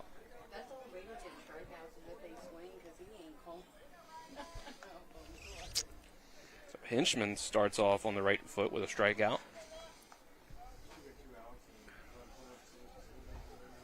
That'll bring up Rylan Moore.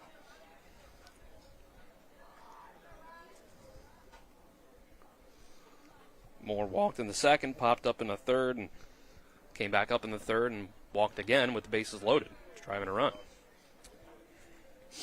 Player of the game for Wheeling Park is ball 4. See if we can get him up here.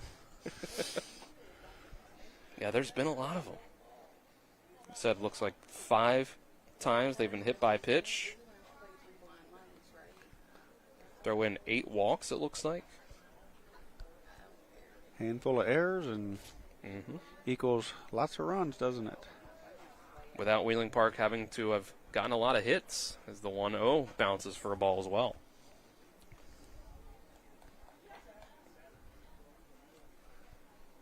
That count just 7 hits for Wheeling Park. Yeah, I believe there's holes in that lineup that there's outs in that lineup to be gotten. If we can get the ball across the plate and we'll see him play as this tournament moves through. We'll get a better idea, but I think there's certainly some outs in there that Musselman could have gotten if they could have been competitive in the strike zone. A lot of young players on that Wheeling Park team. A handful of sophomores playing here today. Hinchman's 2-1 runs up high for ball 3. Rylan Moore here, certainly younger player, I believe, based on his stature, and gritty young fellow here playing center field, standing toe-to-toe with some seniors here. 3-1. Moore fights this one off. Fouls away for strike 2.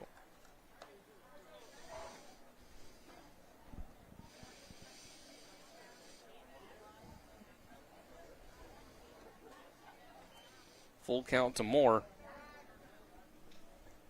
Hinchman's second batter faced. He comes with the pitch. Moore is going to get a hold of this one, just floats it into shallow right field for a single. Young man fought it off, got himself a single.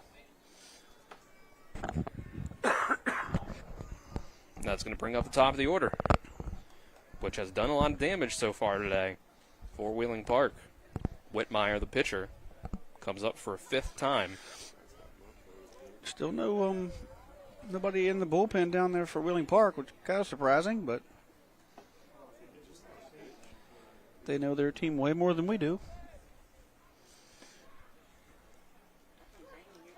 Here's a strike in to start this one to Whitmire. Hit by a pitch twice, singled, and struck out.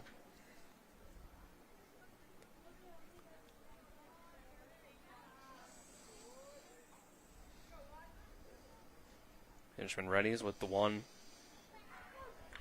1-0-1 pitch, and that's in for strike 2.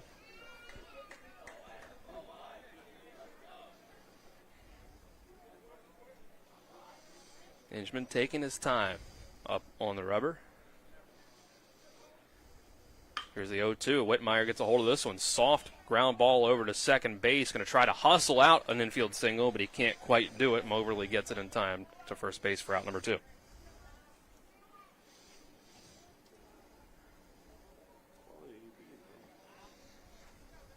off the bat, the way it was slowly rolling through the infield, I wasn't going to be super shocked if he beat it out with this speed. But Moberly was able to get to it. Henchman's batted 5 times in 5 innings, if that tells you anything. Yeah. Wheeling Park has turned this lineup over and over. Miles Gorby swings through the first pitch of his 5th at-bat. Gorby has a base hit on the night. A couple of walks, a sacrifice.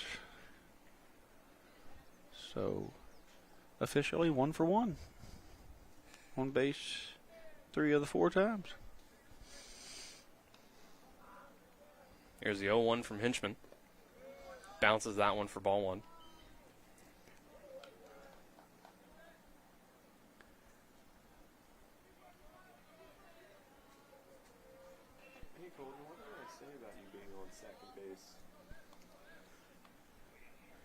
Hinchman look back at second, now comes to the plate with the 1-1, and Gorby's going to foul it off for strike 2. Just trying to help you not fall asleep at this time of the game. That's all up here in the spots. Jackson Updegraff will be next up to bat. I know, I hear you. We're all If the inning continues.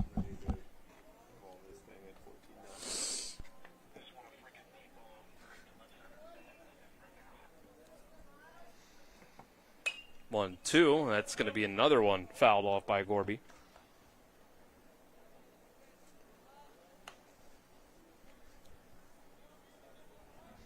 Been 1 run, 5 runs, 6 runs, and 2 runs through the first 4 innings for Wheeling Park. The 1-2 doesn't hit the zone.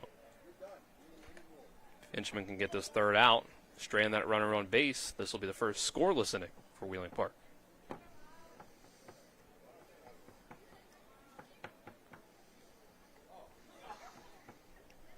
Next pitch, 2-2, fouled straight back.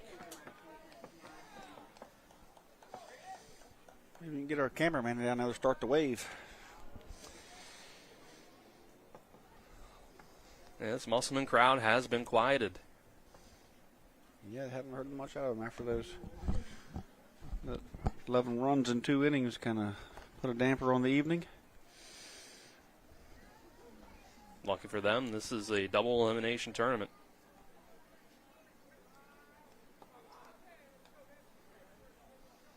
Hinchman's next 2-2.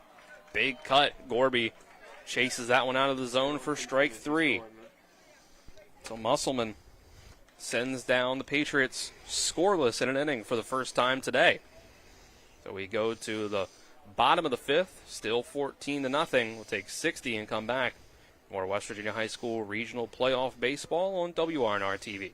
The Classical Christian Academy in Martinsburg is looking for joyful, dedicated primary lead teachers for grades K through 4 to join our vibrant team for the 2026-27 academic year. We're searching for educators who believe in more than just lesson plans, teachers who inspire a love of learning, build confidence, and weave biblical truth into every subject. At TCCA, we offer so much more than a classroom. With a 100-acre campus full of outdoor adventures, daily research-based agriculture classes unlike any school in the state, movement-based instruction, equestrian education, and bi-weekly student choice clubs, and a Christ-centered classical education that connects learning to real life. Our students don't just thrive, they flourish, and so do our teachers. If you're passionate about laying a strong foundation for young learners and want to be part of something bigger, we'd love to hear from you. Email your resume to Rachel Hull at RachelHullTCCA@outlook.com. That's Rachel Hull TCCA@outlook.com to apply or learn more. The Classical Christian Academy is located at 7192 Arden Noble Road, Martinsburg, West Virginia 25403.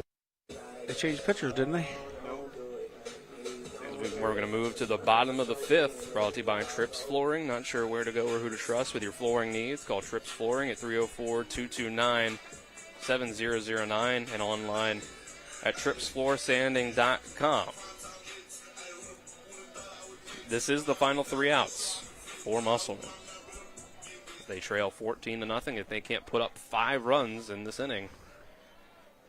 Game ends here, and it's still Colton Whitmire up on the mound for Wheeling Park, so that sounds like a pretty tall task. Yep, 70th pitch for Whitmire. 71, actually. Haven't seen much action in the bullpen, so Maybe they're ready to burn him out for a few games.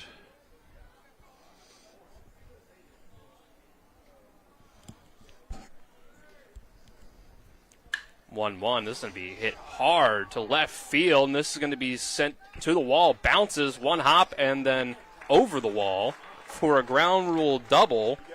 Hunter Hall pinch hitting with the best hit of the day, the first hit of the day for Musselman. And there broke up the no-hitter. Maybe that's what Whitmire was in there for. Hunter Hall pinch hitting for Chase Cosner. Got himself a ground rule double as he put a charge into that one. And this is going to be a nice hit from Wyatt Zimmerman as well. And Hunter Hall is going to book it home from second base. He's going to get in, and Zimmerman able to take second in his place. Back-to-back doubles, and Musselman has some life. So first sign of life against Whitmire comes in this fifth inning where it's do or die for them. And they do get a run up on the board. So it brings up Alex Whitmer with no outs, runner on second base. And they've cut into the deficit by a run.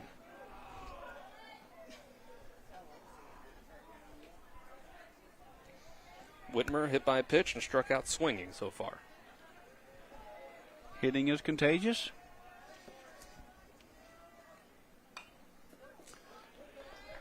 Foul ball on the first pitch.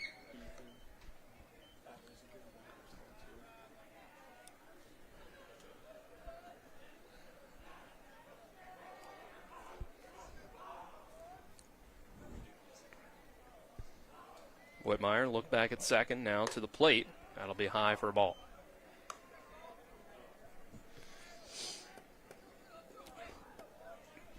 Looks like Whitmire is going to go the distance here as he's eclipsed the 75 pitch mark. His next pitch can't quite hit the outside corner, ball 2.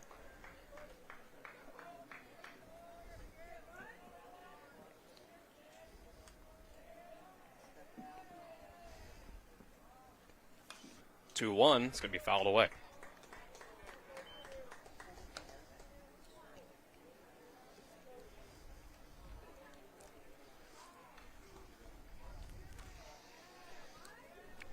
Whitmer followed by Hinchman. Nicky Zimmerman, his spot in the order originally, come up next. That'll be Arpin as the 2-2 is up high for ball 3.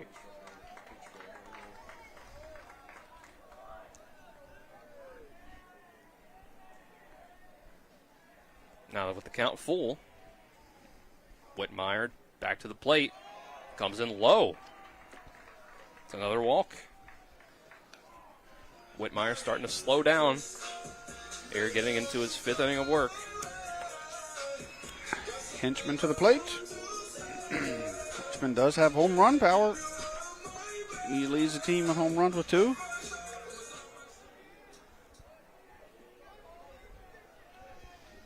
Hinchman has walked and grounded out to shortstop so far. Well hit ball to shortstop.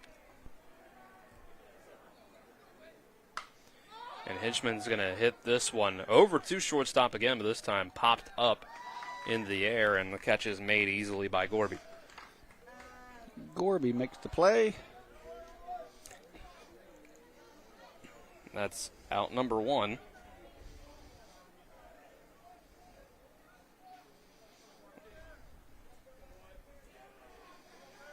Now Arpin will come back up. Grounded out softly to second base and is only at bat so far.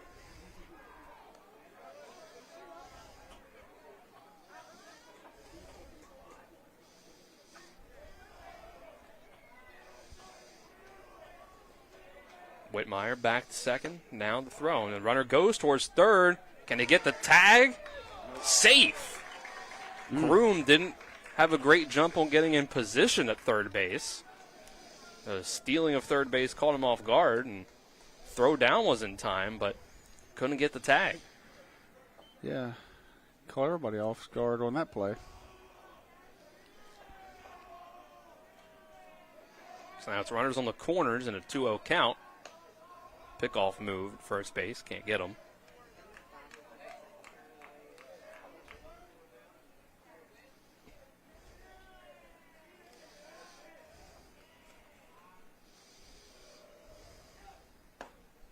This next pitch does get in for a strike.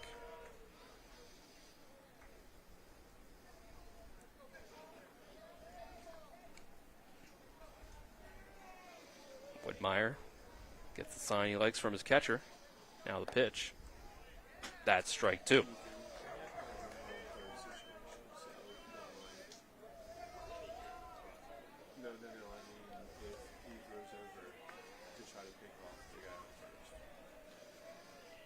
Now comes the 2-2. Big swing and a miss for strike 3. 1 out away here for Wheeling Park. Camden Woolham will be the one who gets a shot to extend the game.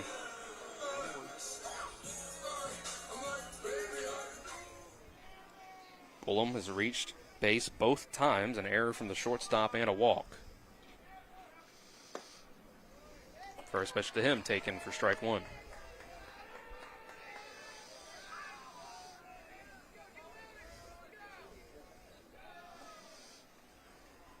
Whitmire, quick look at first, now to the plate, is going to be hit in the air. Kelly in left field makes the catch. And that's your ball game. Wheeling Park dominates in this one, 14-1. Musselman, too many mistakes with walks and errors out on defense. Lets Wheeling Park get 11 runs total up in the second and third innings, and in the end it's 14-1.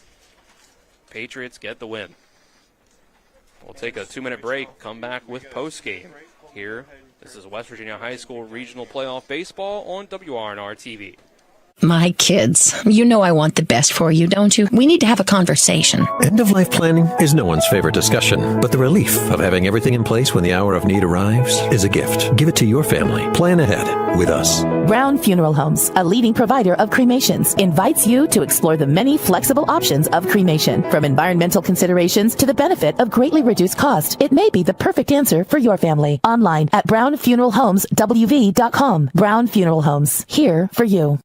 Life is evolving. Over the past decade, the way we do almost everything has changed. Get on your phone, see something you like, click on it, and it shows up at your door. Why should the way you have your car serviced be any different? Why waste your time going to a dealership service department when Hagerstown Ford and Hancock Chevrolet will come to you? They service all makes, all models, and offer full parts and labor warranties. Hagerstown Ford and Hancock Chevrolet will come to your door or office and service your vehicle while you're doing what you need to be doing, conducting that business meeting or mowing the lawn. Why take time out of your busy schedule when you don't have to? Hagerstown Ford and Hancock Chevrolet's friendly, knowledgeable staff will come to you where you live or where you work for full service maintenance, from oil changes to tire rotations, brakes, batteries, multi-point inspections. They handle it all. Hagerstown Ford and Hancock Chevrolet is committed to delivering the best of the best to their customers. Trust them to service your vehicle where you're at home or at work. Skip the time-consuming and terminal wait at the dealership. Schedule your appointment at fordofhagerstown.com or hancockchevy.com. Remember all the sports we played when we were kids? Oh yeah, swimming, tennis, basketball, Football, soccer, track. I loved winning. I still do. Our competitive spirit is still going strong. But now we use it to win for our clients. If you've been hurt in almost heaven, call the Sevens, 304-777-7777. SkinnerWins.com. Welcome into the post-game show, brought to you by Palace Lounge on the Edwin Miller Boulevard in Martinsburg, with a full lunch and dinner menu with daily specials and a clean and comfortable atmosphere. Check out the menu on the Palace Lounge Facebook page. 14-1, Wheeling Park wins on the road here against Musselman. Trip. Musselman just couldn't get the pitching. Too many out of the zone and too many mistakes on defense. Yeah, 4 errors, 4 hit batters, 8 or 9 walks there, I think. A few stolen bases. You get 20-plus free bases, you're not going to be successful. And certainly, I'm sure if we talk to Coach Hartman, he'd tell you, we certainly give them everything they got, and not that they didn't earn it, but certainly made it pretty easy for them there to get out of that lead, and a few hits scattered here and there, but mainly it was certainly just Musselman just not being able to find a strike zone tonight, and then throw the ball around a little bit. But the errors come when the walks and the hit batters come, because you get runners on base. You get guys running, stealing, moving up, being aggressive because you're up, up multiple runs. So it forces your defense to play fast, and that's what all offenses want to push. When you're on defense, you want to slow the game down. When you're on offense, you want to speed the game up. And certainly when you're winning, you can do that. You can be aggressive. But ultimately, every inning was mired with either hit by pitches or walks or an error here and there, and that's opened the floodgates for Wheeling Park. Again, the good news for Musselman is didn't burn no pitching. They got a loss. They're going to drop into the loser bracket, but they're going to drop in there with all your pitching. It could be worse. Could have been in a tight game. Could have burned a few pitchers up, and still come out with a loss. And then been short come towards the end of the tournament. But right now, Musselman's not in a terrible spot. They're going to face it's going to be three other teams with a loss, and they're probably going to burn a few pitchers. And Wheeling Park burned up one of theirs tonight. So if there's a positive to it, it's a double elimination. They're going to face some EPAC opponent that they've been competitive with, and they're going to have pitching to do it with. Our game scoring summary brought to you by the Mansion Injury Law in Martinsburg. We're about seeking justice for you. Go to mansioninjurylaw.com. And game stats brought to you by CMA's Martinsburg and Winchester dealerships. Proud to be the owners who just care more. It was 1 run in the first, 5 in the second, 6 in the third, 2 in the fourth. And then on the Musselman side, they got a 1 in the fifth, but 14-1 is all they were able to muster up. Colton Whitmire goes the distance for Wheeling Park. He strikes out 6, walks 4, gives up that 1 run. And Musselman on their side, just a ton of walks on the other side. Gave up. Carter Fisher goes an inning plus, gives up the 5 runs, 2 walks, 2 strikeouts. Gives up 2 hits as well. And just a tough day for Musselman overall. But, Tripp, I want to get your player of the game, brought to you by Parsons Ford at 1400 Shepherdstown Road, online at parsonsford.com. They became number 1 by making you number 1 first. Parsons. Player of the game for Musselman or for Wheeling Park? For the game. And I think you got to go to Wheeling Park. Well, certainly right? Whitmire, I think, leads his team. He's the leadoff guy. He came out. He threw basically, a no-hitter up to that point where a couple hits there in the end to give up the run. But, he goes 5 complete, gives up 1 run, just a few hits, and had a no-hitter going there for a while. And, led his team offensively, stole some bases early, got his team going, set the pace. So, certainly Whitmire, in my opinion, was the player of the game here tonight for Wheeling Park. Well, I have to give to Nathan Hall for Musselman coming off the bench and stinging that. Hunter Hall, yeah. Hunter Hall, sorry about that, yeah. Yeah, that's he got that ground rule double to not let Musselman go down quietly in the end. So that will wrap things up here from Musselman. We will be at Martinsburg tomorrow for the game against Spring Mills, where the loser will take on Musselman next in the tournament. But we'll see who gets to advance on the winner's side of things tomorrow between Bulldogs and the Cardinals. Signing off, this is Kyler High back at the studio producing, Tyler Strine producing on site, Ethan Elliott and Colton Musgrove behind the TV10 cameras, Tripp Tobin on the call with me. I'm Dylan Bishop saying so long. This has been West Virginia High School Regional Playoff Baseball on WRNR TV. Hope you have a great rest of your Monday night. Have you tried the new Chick-fil-A Jalapeno Ranch Club? Did you say ranch? I need a little ranch. Ranch, come on, meet me at the ranch. Ranch, I wanna let my boo start. Candied bacon. One step back, take your A buttermilk ranch bun. put your hands up high, drop down low. With a jalapeno kick. That's the way it goes at the ranch. Introducing the Jalapeno Ranch Club. It's Chick-fil-A chicken, all ranched up.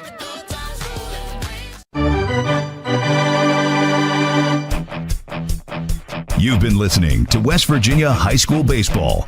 Today's game broadcast has been brought to you by Tripp's Flooring, Hagerstown Ford and Hancock Chevrolet, the Mansion Ferretti Law Firm, The Brown Funeral Homes and Cremations, Robert Fields and Sons. The Larry DeMarco team at Century 21 Modern Realty Results. The law firm of Burke, Schultz, Harmon, and Jenkinson. Cody's Auto Body. The Mirius Group of Ameriprise Financial Advisors. The Berkeley County Health Department. WVU Medicine Berkeley and Jefferson Medical Centers. Parsons Ford of Martinsburg. Dignity Memorial Rosedale Funeral Home and Cemetery. The Skinner Accident and Injury Lawyers. L.A. Roberts Jewelers. CMA Honda of Winchester. CMA Chrysler Dodge Jeep Ram of Martinsburg. And CMA Chevy and Toyota of Martinsburg. For the continued excitement of high school, college, and Major League Baseball, keep it tuned to FM 106.5, AM 740, Comcast Cable Channel 10, and online talk radio WRNR.com. All rights reserved.